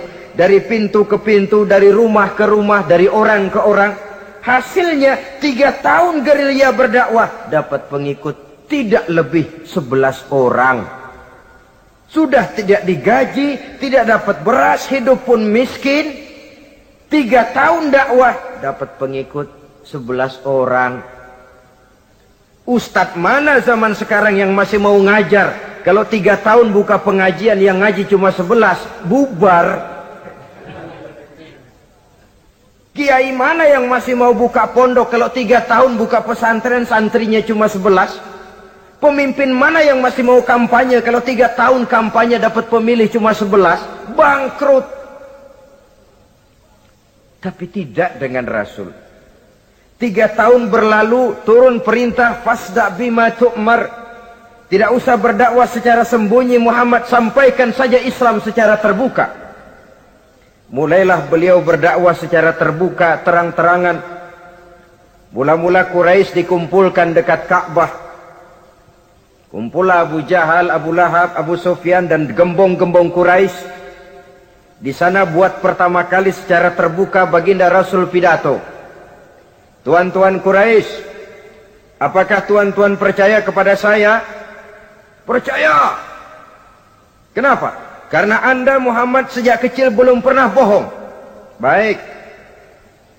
Jikalau memang tuan-tuan percaya kepada saya, maka mulai hari ini saya serukan kepada tuan-tuan, ankizu anfusakum minan nar.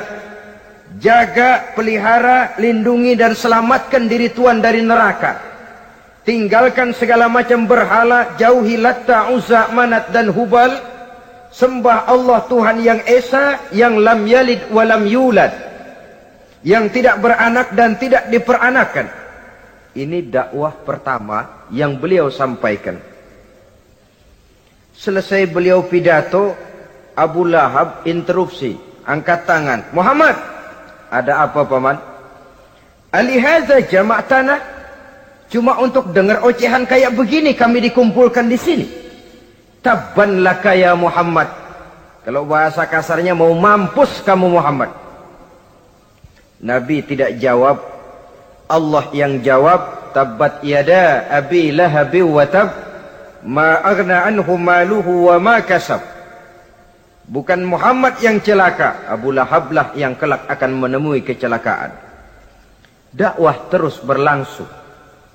Ketika dakwah secara terbuka sudah dimulai, hambatan dan tantangan mulai datang.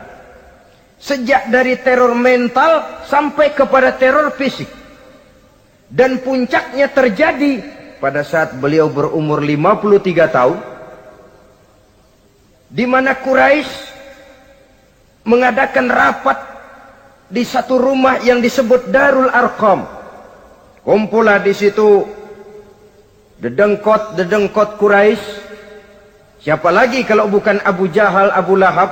Mereka rapat pleno lengkap.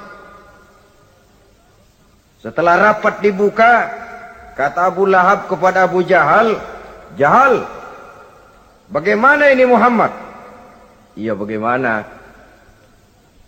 Apalagi yang belum kita lakukan, kata Abu Jahal. Kita fitnah sudah, kita caci maki tiap hari, kita lontari kotoran onta, sahabat-sahabatnya kita bantai, tapi mereka tetap tegar. Iya, kata Abu Jahal. Dan sekarang ini sahabatnya sebagian berangsur-angsur sudah hijrah ke Madinah. Ini pertanda Islam akan berkembang di kota Madinah. Kalau nanti dia berhasil di Madinah lalu menyerbu ke Mekah, alamat habis kita gulung tikar. Makanya, kata Abu Jahal, makanya apa? Makanya dari dulu juga saya bilang, kempesin aja itu. Jadi kalau bahasa okemnya kan begitu tuh. Bunuh saja Muhammad, bunuh. Iya, soal bunuh sih gampang, kata Abu Lahab. Tapi Muhammad kan tidak keluar dari batu. Dia punya keluarga, sanak famili dan handai tolan. Kalau keluarganya menuntut balas, bagaimana ini? Gampang. Kita kan banyak punya suku. Tiap-tiap suku kan punya juara, tukang-tukang pukul. Sewa saja, tiap suku ambil tukang pukulnya, kita kepung rumah Muhammad, bunuh sama-sama. Kalau keluarganya akan menuntut balas, dia akan berhadapan dengan seluruh suku yang ada di semenanjung Arabia ini. Bagaimana, setuju? Setuju. Nah, sudah. Kapan kita bunuh Muhammad? Kapan lagi? Tidak usah buang waktu. Besok malam. Ya, besok malam kita bunuh Muhammad. Tapi awas, semua yang ikut rapat di sini, ingat baik-baik, ini rahasia negara. Besok malam kita akan membunuh Muhammad. Siapa yang berani membocorkan rahasia negara ini, supersip, dianggap menghambat program Quraisy. Itu nanti dijatuhi hukuman berat ya. Jaga rahasia baik-baik bahwa besok malam kita akan membunuh Muhammad. Sanggup? Sanggup. Rapat selesai. Hadirin boleh bubar ke rumah masing-masing. Pulang. Namanya manusia, bocor juga rahasia ini. Begitu pulang, cerita sama istrinya, Bu, Anu loh Bu, apa Pak? Saya tadi ikut rapat. Rapat apa tuh Pak? Besok malam akan ada pembunuhan. Pembunuhan. Siapa toh yang mau dibunuh? Muhammad. Tapi jangan bilang-bilang ya, ini rahasia negara. Ini rahasia negara Bu, jangan bilang-bilang. Iya Pak, iya. Nah, besok pagi istrinya ngobrol sama tetangganya. Mbak Ayu, tahu nggak? Apa toh? Nanti malam akan ada pembunuhan. Siapa yang mau dibunuh? Muhammad. Loh, sampean taunya dari mana? Suami saya ikut rapat, tapi jangan bilang-bilang ya Bu ya. Ini rahasia negara. Jangan bilang-bilang. Nanti yang satu sampaikan lagi, jangan bilang-bilang. Terus jangan bilang-bilang, akhirnya berita tersebar. Sehingga pagi hari itu sebagian besar penduduk Mekah sudah tahu kalau nanti malam akan ada pembunuhan. Maka lepas zuhur, Mekah itu mulai tegang. Yang simpati, aduh kasihan Muhammad nanti malam akan dibunuh. Yang tidak senang, mampus biar dia rasain tar malam. Saudara-saudara, begitu maghrib berbunyi sudah, udara mulai gelap, penduduk Mekah sudah kunci pintu seperti ada jam malam. Sepi, sesepi-sepinya. Tutup pintu, kunci, bukan tidur, ngintip dari dalam. Lepas jam 8 malam, makin tegang. Masing-masing penduduk ngintip dari pintunya. Sudah berangkat belum orang yang mau bunuh Muhammad? Sudah berangkat belum? Kira-kira jam 9 ini, tukang-tukang pukul lewat mau ngepung rumah Muhammad untuk membunuh beliau. Begitu masuk Mekah, penduduk sudah kunci pintu, tapi mereka tahu kalau semua ngintip. Wah, makin hebat ini yang pemuka Quraisy ini, tukang-tukang pukul ini. Jalannya dibuat gagah-gagah, barisnya dibuat hebat-hebat. Itu injekan tanahnya dalam baris dibuat kenceng-kenceng, brok, brok, brok, brok, kayak serdadu baris. Lewat dekat rumah penduduk pakai batuk lagi. Yang dari dalam ngintip makin ciut. Wah, ini dia yang mau bunuh Muhammad ini. Sampai di rumah Nabi, dikepung rumah Nabi, di pagar betis. Malam itu di dalam rumah cuma Nabi, Abu Bakar dan Ali bin Abi Thalib. Nabi tahu rumahnya dikepung. Lewat tengah malam beliau berkata, Abu Bakar, saya ya Rasul, mari kita berangkat hijrah. Baik ya Rasul. Ali, saya ya Rasul, kamu gantikan saya ya. Gantikan apa ya Rasul? Gantikan tidur di tempat tidur saya. Baik ya Rasul. Masya Allah. Sekali menggantikan mati. Tidur di tempat tidur Rasul pada malam rumahnya dikepung, resikonya kan mati. Menggantikan mati. Lah kalau menggantikan lurah lumayan. Menggantikan mati. Dan Ali tahu persis resikonya. Dan beliau waktu itu masih muda dan beliau tidak nawar. Baik ya Rasul, saya akan tidur di sini, berangkatlah Tuhan. Berangkat Rasul, ketika keluar dari pintu belakang rumah dikepung rapat, terjadilah keajaiban yang Allah ceritakan. Wa ja'alna min baini aydihim sadda wa min khalfihim sadda fa aghshaynahum fahum la yubsirun. Di muka, di belakang, di kiri kanan dibuatkan dinding oleh Allah, dibutakan mereka. Mereka tidak lihat kalau Muhammad keluar dari rumahnya. Siaga penuh, apel, mata melotot, Nabi lewat nggak kelihatan. Sampai Nabi kemudian menuju Gua Thur, 3 malam 2 hari di sana. Dari sana perjalanan dilanjutkan ke Madinah Al-Munawwarah. Allahu Akbar. Mengarungi gurun pasir yang gersang dan tandus, yang terbentang antara Mekah dan Madinah. Meninggalkan kampung halaman tempat di mana dilahirkan dan dibesarkan. Keluarga yang berbeda akidah terpaksa berpisah. Kok kuat?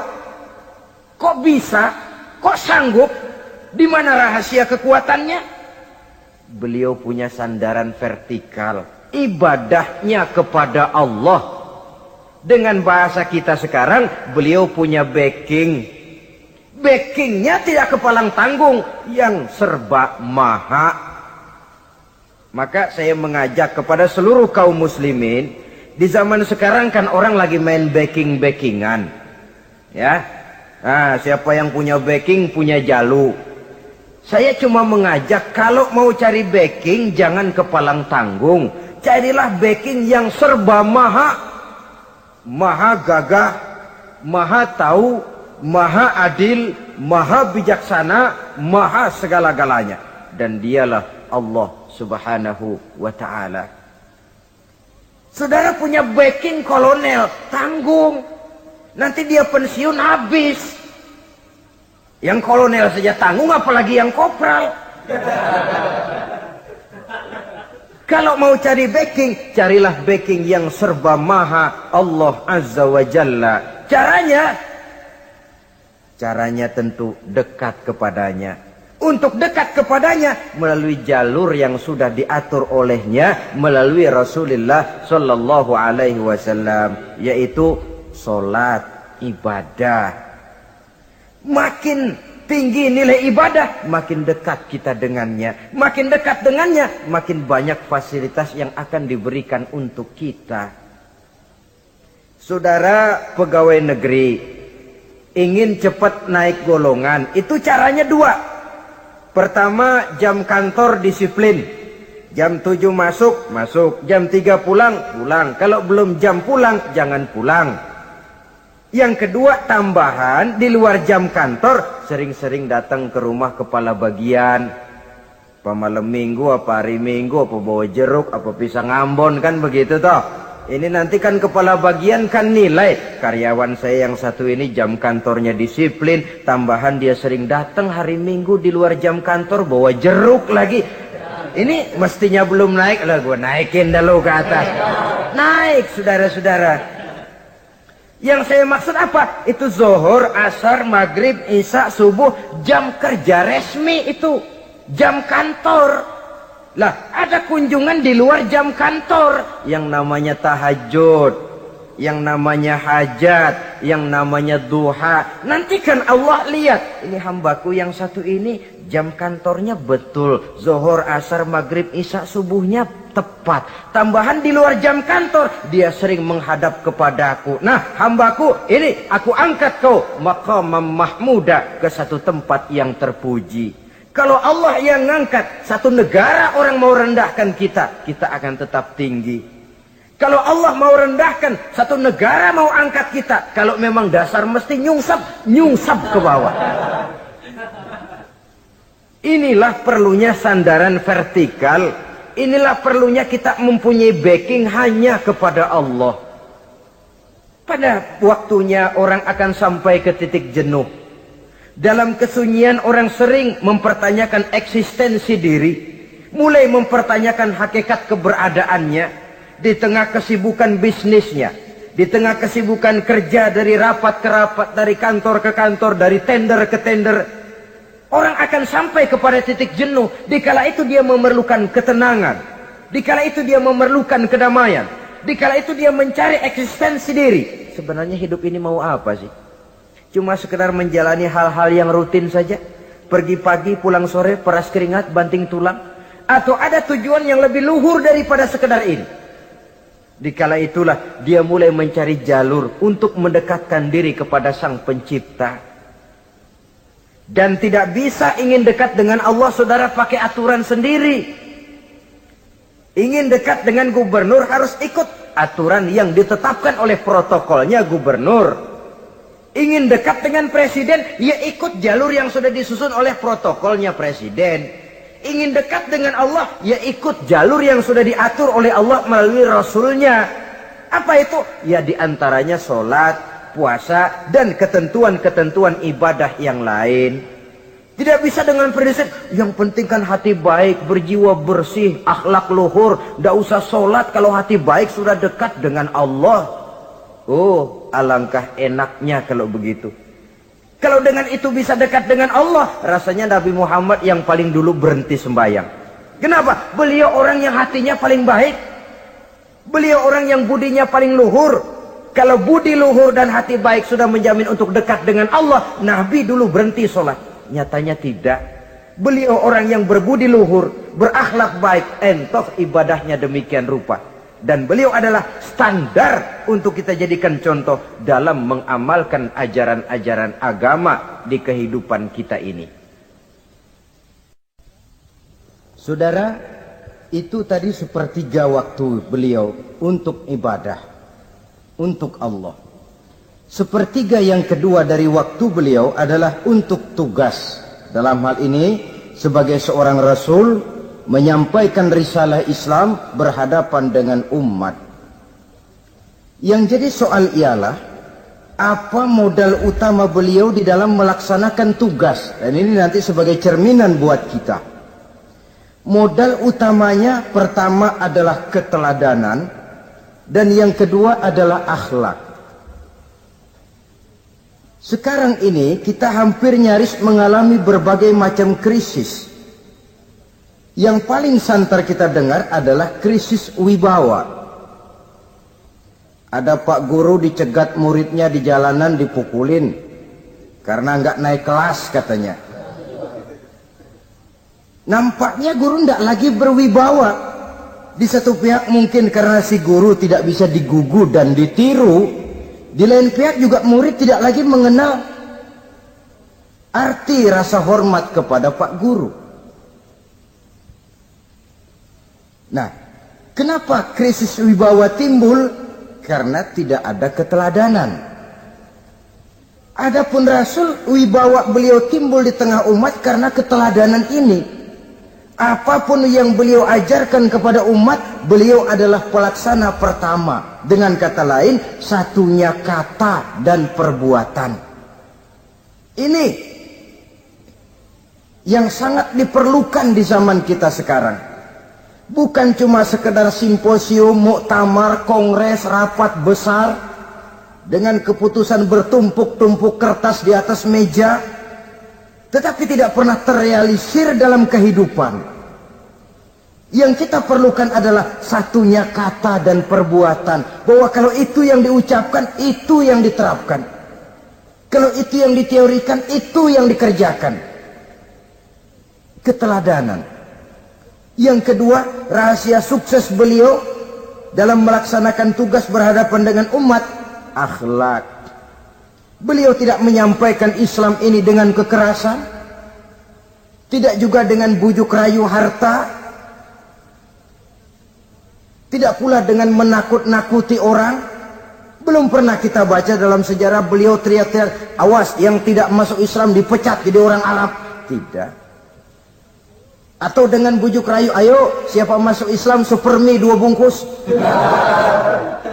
Tidak.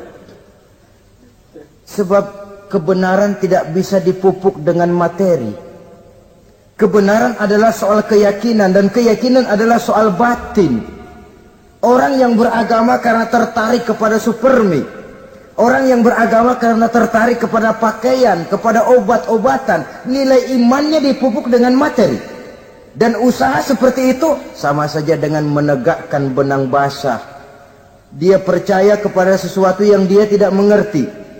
Dia yakin kepada sesuatu yang dia tidak tahu apa bentuk yang dia yakini itu.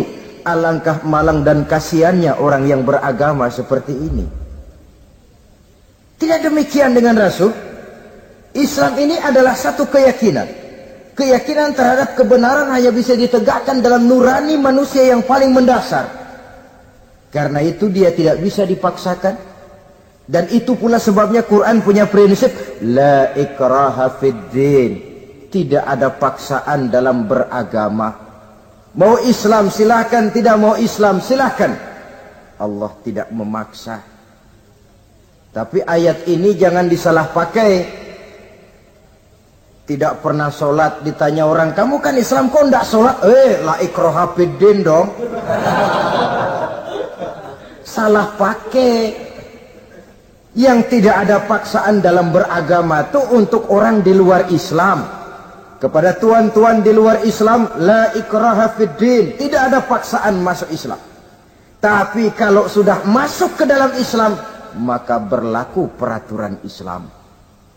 Contohnya begini saja, tidak ada paksaan masuk ke rumah saya. Itu toh. Mau masuk silahkan, tidak mau masuk tidak ada urusan. Tapi sekali saudara masuk ke rumah saya, saudara harus ikut tata tertib yang ada di dalam rumah saya. Kira-kira beragama itu begitu. Tidak ada paksaan masuk Islam. Tapi sekali saudara masuk Islam, maka berlaku peraturan Islam untuk kehidupan saudara. Jadi la ikraha fid din ini buat orang di luar garis. Allah tidak maksa-maksa orang mau masuk Islam mau tidak, silahkan saja. Tapi ketika orang mendapat hidayah masuk ke dalam Islam, peraturan Islam berlaku dalam kehidupannya. Saudara hadirin kaum muslimin rahimakumullah, akhlak. Mari kita lihat lebih jauh bagaimana sih akhlak beliau yang mulia itu. Allahu Akbar. Kalau orang berakhlak kepada teman, itu sih biasa. Tapi berakhlak kepada musuh, ini yang luar biasa. Ini yang agaknya Allah saja memuji beliau. Wa innaka la'ala khuluqin azim. Engkau Muhammad benar-benar berada di atas budi pekerti yang luhur dan terpuji. Kalau saya baik kepada orang yang memang baik kepada saya, logis toh, wajar, memang harusnya. Tapi berbuat baik kepada orang yang jahat terhadap saya, ini yang tidak setiap orang bisa. Nah, sebab itu saya tidak ingin menceritakan akhlak beliau kepada sahabat, namanya juga kepada sahabat. Saya akan kutip beberapa riwayat yang menceritakan bagaimana akhlak beliau kepada orang yang nyata-nyata memusuhinya. Berbagai riwayat menceritakan bagaimana beliau ketika di Taif dilontari orang dengan batu, yang melontari beliau malah mendapat doa, Allahumma hdi qaumi fa innahum la ya'lamun. Ya Allah, berikan hidayah, berikan petunjuk kepada mereka yang melontari saya dengan batu, karena mereka tidak tahu. Kalau saja mereka tahu, mereka tidak akan melontari saya dengan batu. Ya Allah, berikan hidayah kepada mereka. Padahal ketika itu malaikat Jibril menawarkan jasa. Muhammad, kalau kamu mau orang yang melontari kau dengan batu itu hancur, saat ini juga saya angkat Jabal Uhud, saya timpakan mereka biar mati semua. Mau Muhammad? Jangan Jibril, mereka tidak tahu. Kalau saja mereka tahu, mereka tidak akan melontari saya dengan batu. Lebih baik doakan mereka supaya mendapat hidayah dari Allah. Dalam kondisi kepepet, dilontari dengan batu, malaikat Jibril datang menawarkan jasa. Beliau lebih memilih mendoakan orang yang berbuat jahat itu. Ya Allah, bukan main. Umumnya kita kan kalau lagi kepepet ada yang nolongin, girang bener. Andai kata kita yang jadi nabi, disambitin orang, datang malaikat Jibril nawarin, bagaimana sikat? Abisin aja dah.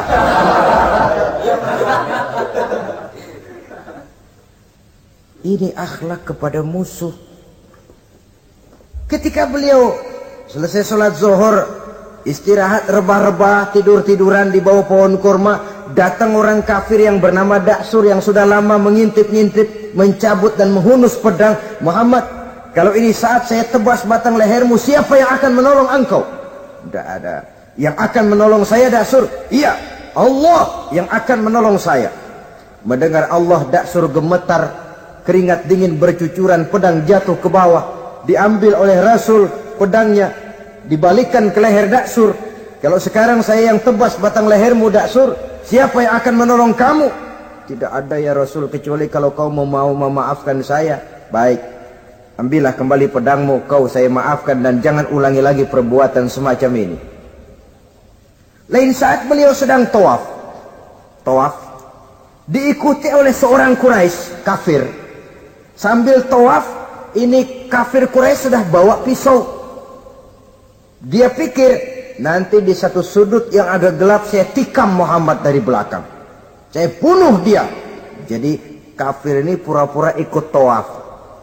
Jahatnya orang kafir itu kan begitu, tawaf ya ikut pura-pura tawaf, ada kesempatan sikat dari belakang. Putaran pertama belum ada kesempatan, putaran kedua makin tegang. Pokoknya begitu tempat agak gelap, cabut pisau, hantam saja sudah Muhammad, biar mati sekali di sini. Dan Nabi tahu, oh ini asisten pribadi malaikat Jibril ngasih tahu toh. Jadi malaikat Jibril memberitahu, awas Muhammad, itu di belakangmu orang cuma pura-pura tawaf, dia bawa pisau mau bunuh kamu, hati-hati Muhammad. Roger ganti gitu.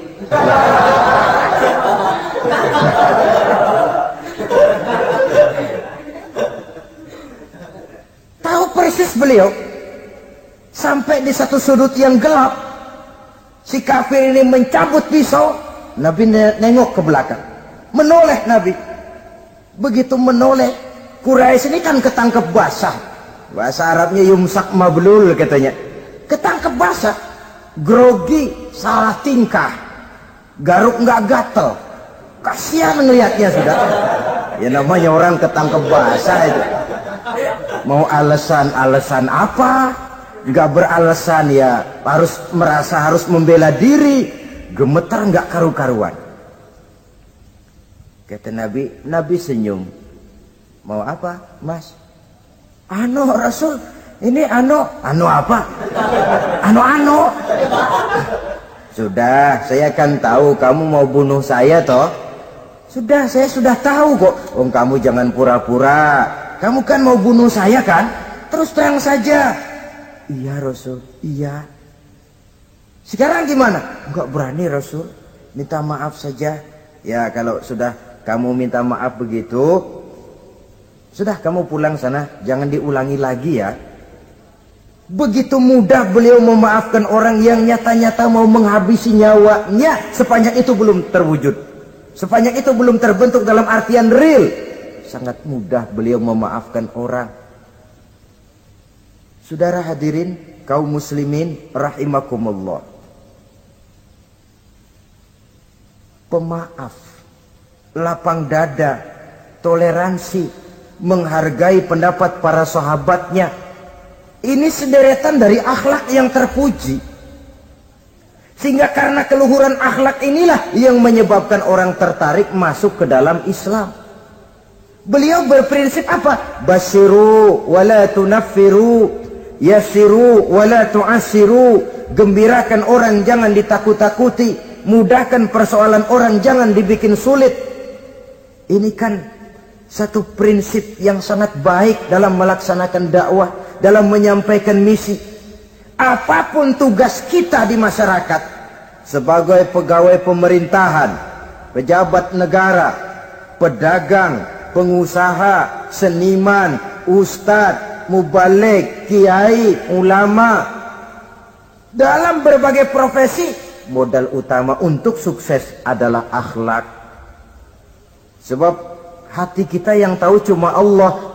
Orang lihat penampilan kita, orang lihat muka kita. Sebab itu Nabi katakan, innakum la tas'una an-nasa bi amwalikum walakin yas'uhum minhum bastul wajhi wa husnul khuluqi. Kamu tidak akan bisa menarik simpati orang banyak dengan hartamu, tapi bisa kau tarik simpati orang banyak dengan akhlak yang baik dan muka yang senyum, muka yang enak dilihat. Orang kadang sering bilang, dia mah biar mukanya begitu hatinya baik. Iya, soal hati kita nggak tahu. Yang kita lihat pertama muka.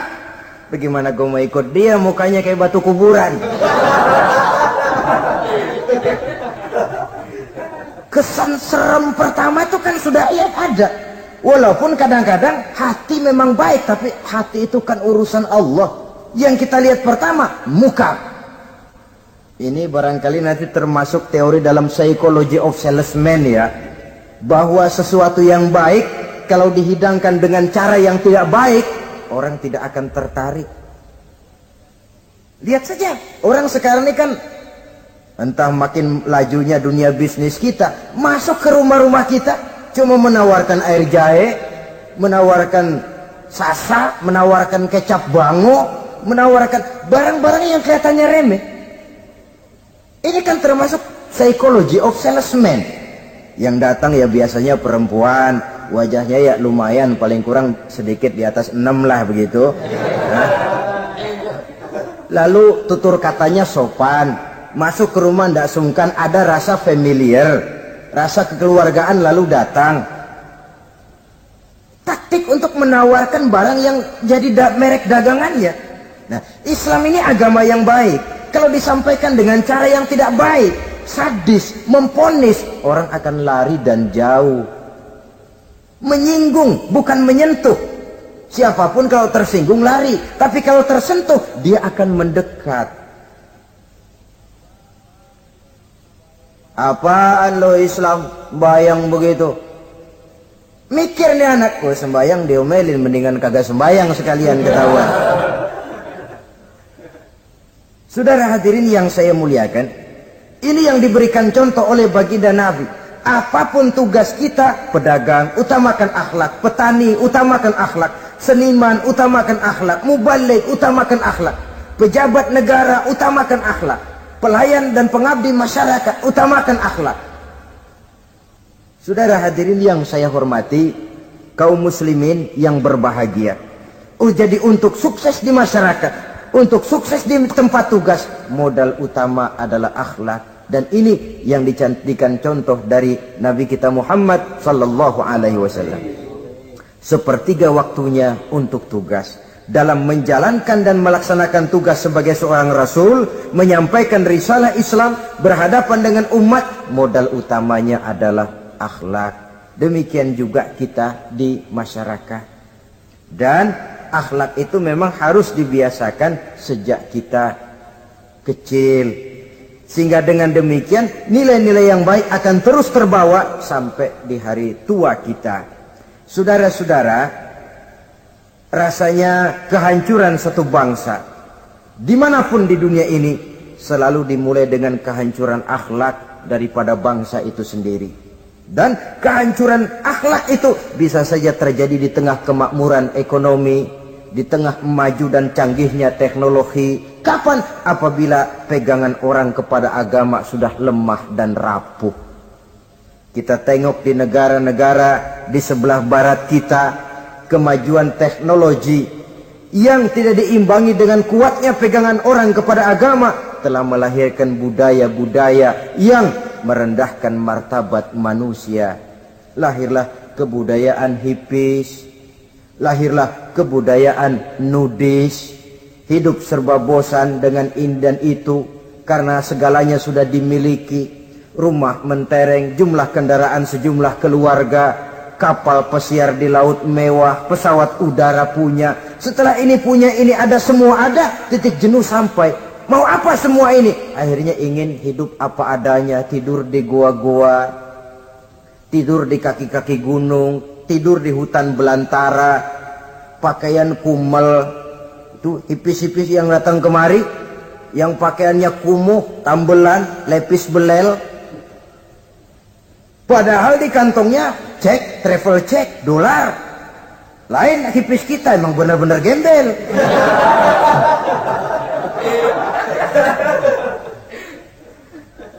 Merasa jenuh, merasa bosan. Bahkan sebuah berita dari Jerman, orang terlalu kaya, pulau dibeli. Di pulau itu dia bikin satu klub yang bernama klub nudis.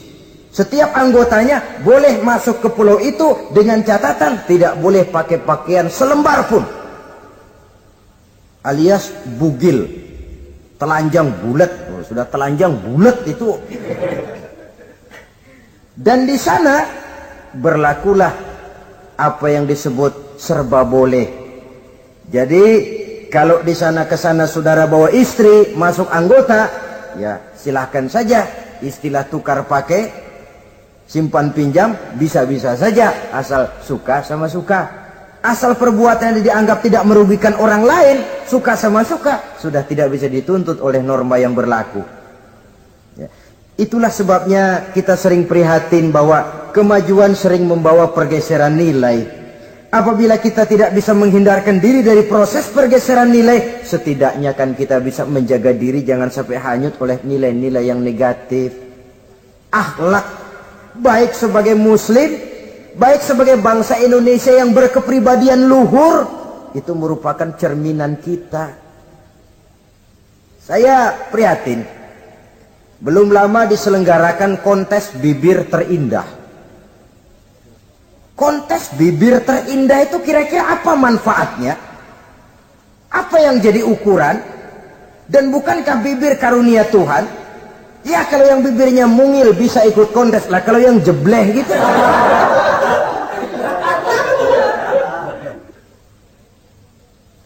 Kontes bibir terindah masih hangat dibicarakan orang, sudah muncul lagi kontes betis terindah. Nah kalau sudah bicara soal betis ini, kan yang terbayang oleh kita kira-kira ukurannya apa? Yang diukur itu apanya ya? Ya tentu betisnya itu. Nah paling celaka kalau betis-betis yang ikut itu nanti jadi milik panitia semua kan.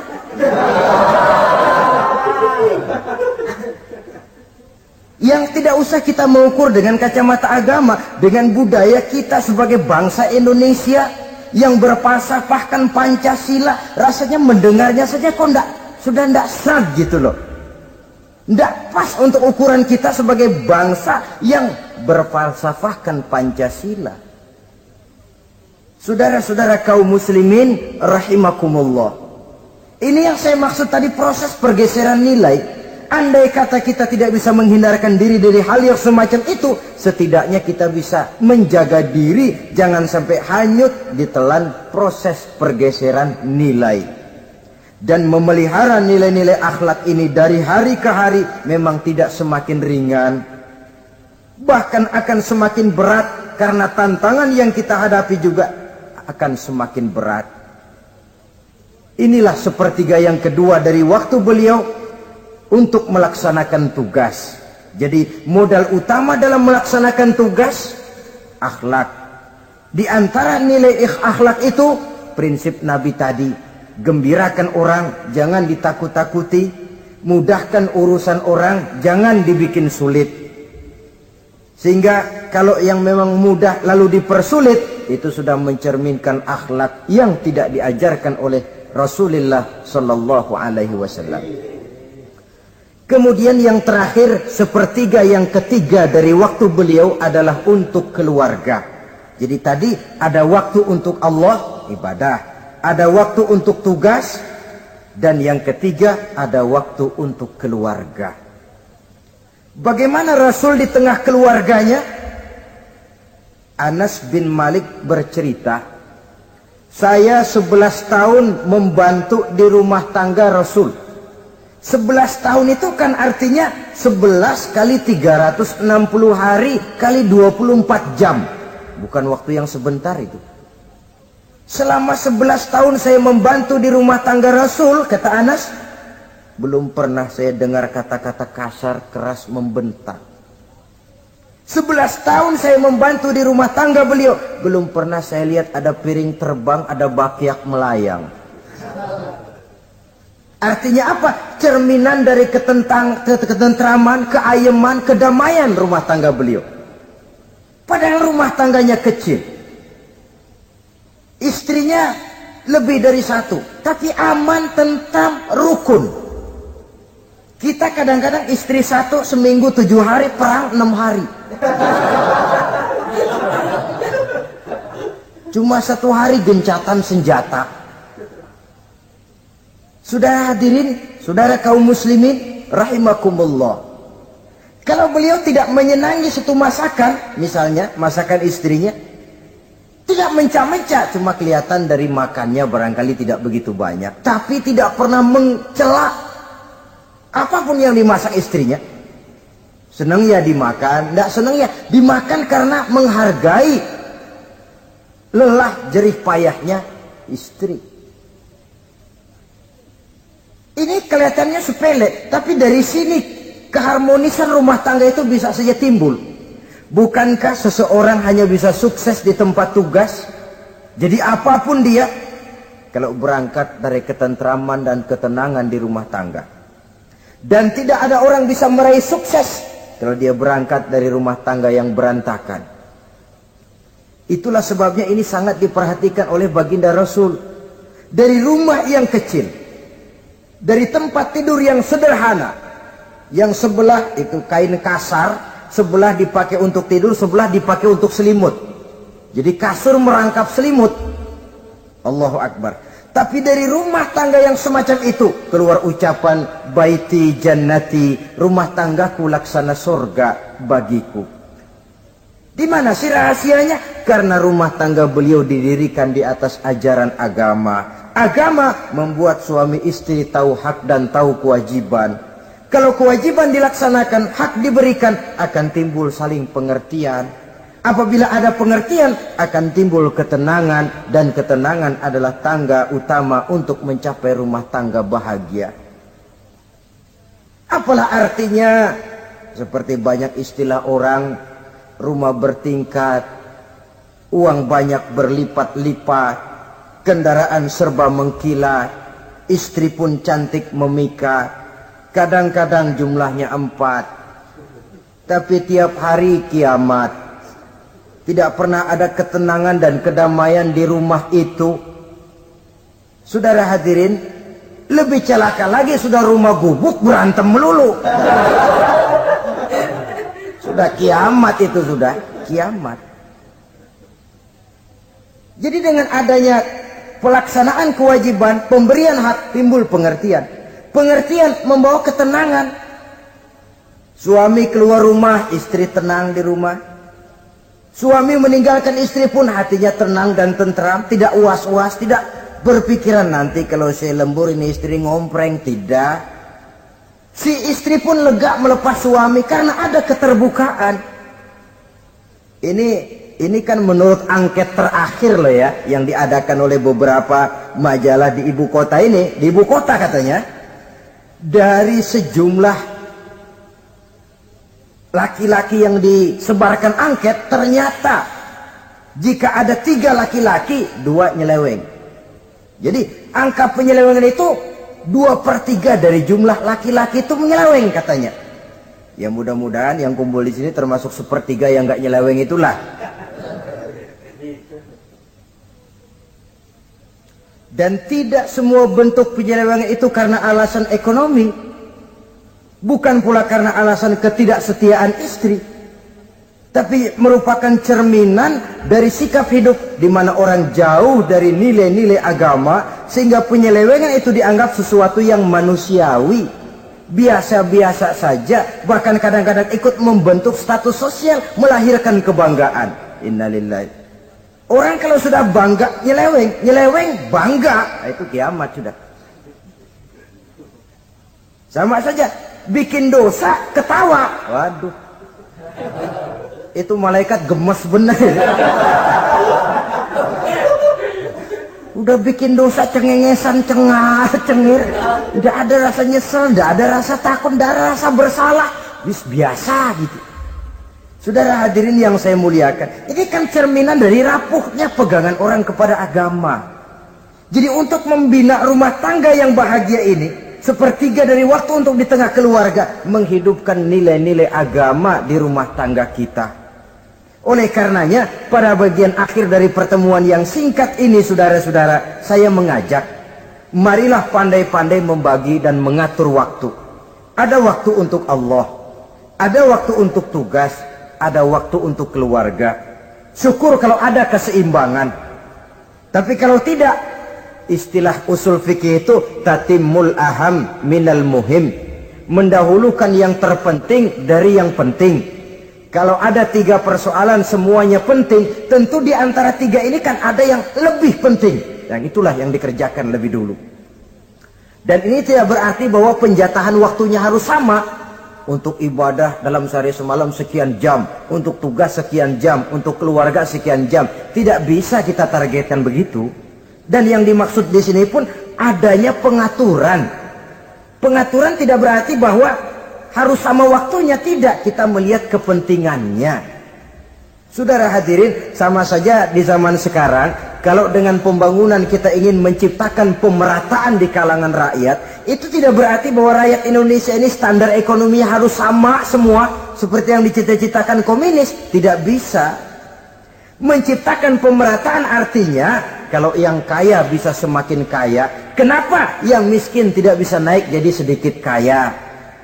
Dan artinya menciptakan kesempatan kepada setiap penduduk Indonesia untuk merubah tahap dan taraf kehidupannya. Demikian juga adanya pengaturan waktu. Bukan berarti untuk Allah sekian jam, keluarga sekian jam, tugas sekian jam. Sebab jam-jam ini sulit kita jatahkan. Kadang-kadang tugas, kadang-kadang keluarga, kadang-kadang ibadah kita sedang gandrung. Yang penting ada keseimbangan dalam cara kita mengatur waktu itu. Nah, saudara-saudara, demikianlah pertemuan dan pembicaraan kita kali ini. Terima kasih atas segala perhatian. Mohon maaf atas segala kekurangan. Usikum wa nafsi bitaqwallah. Wassalamualaikum warahmatullahi wabarakatuh.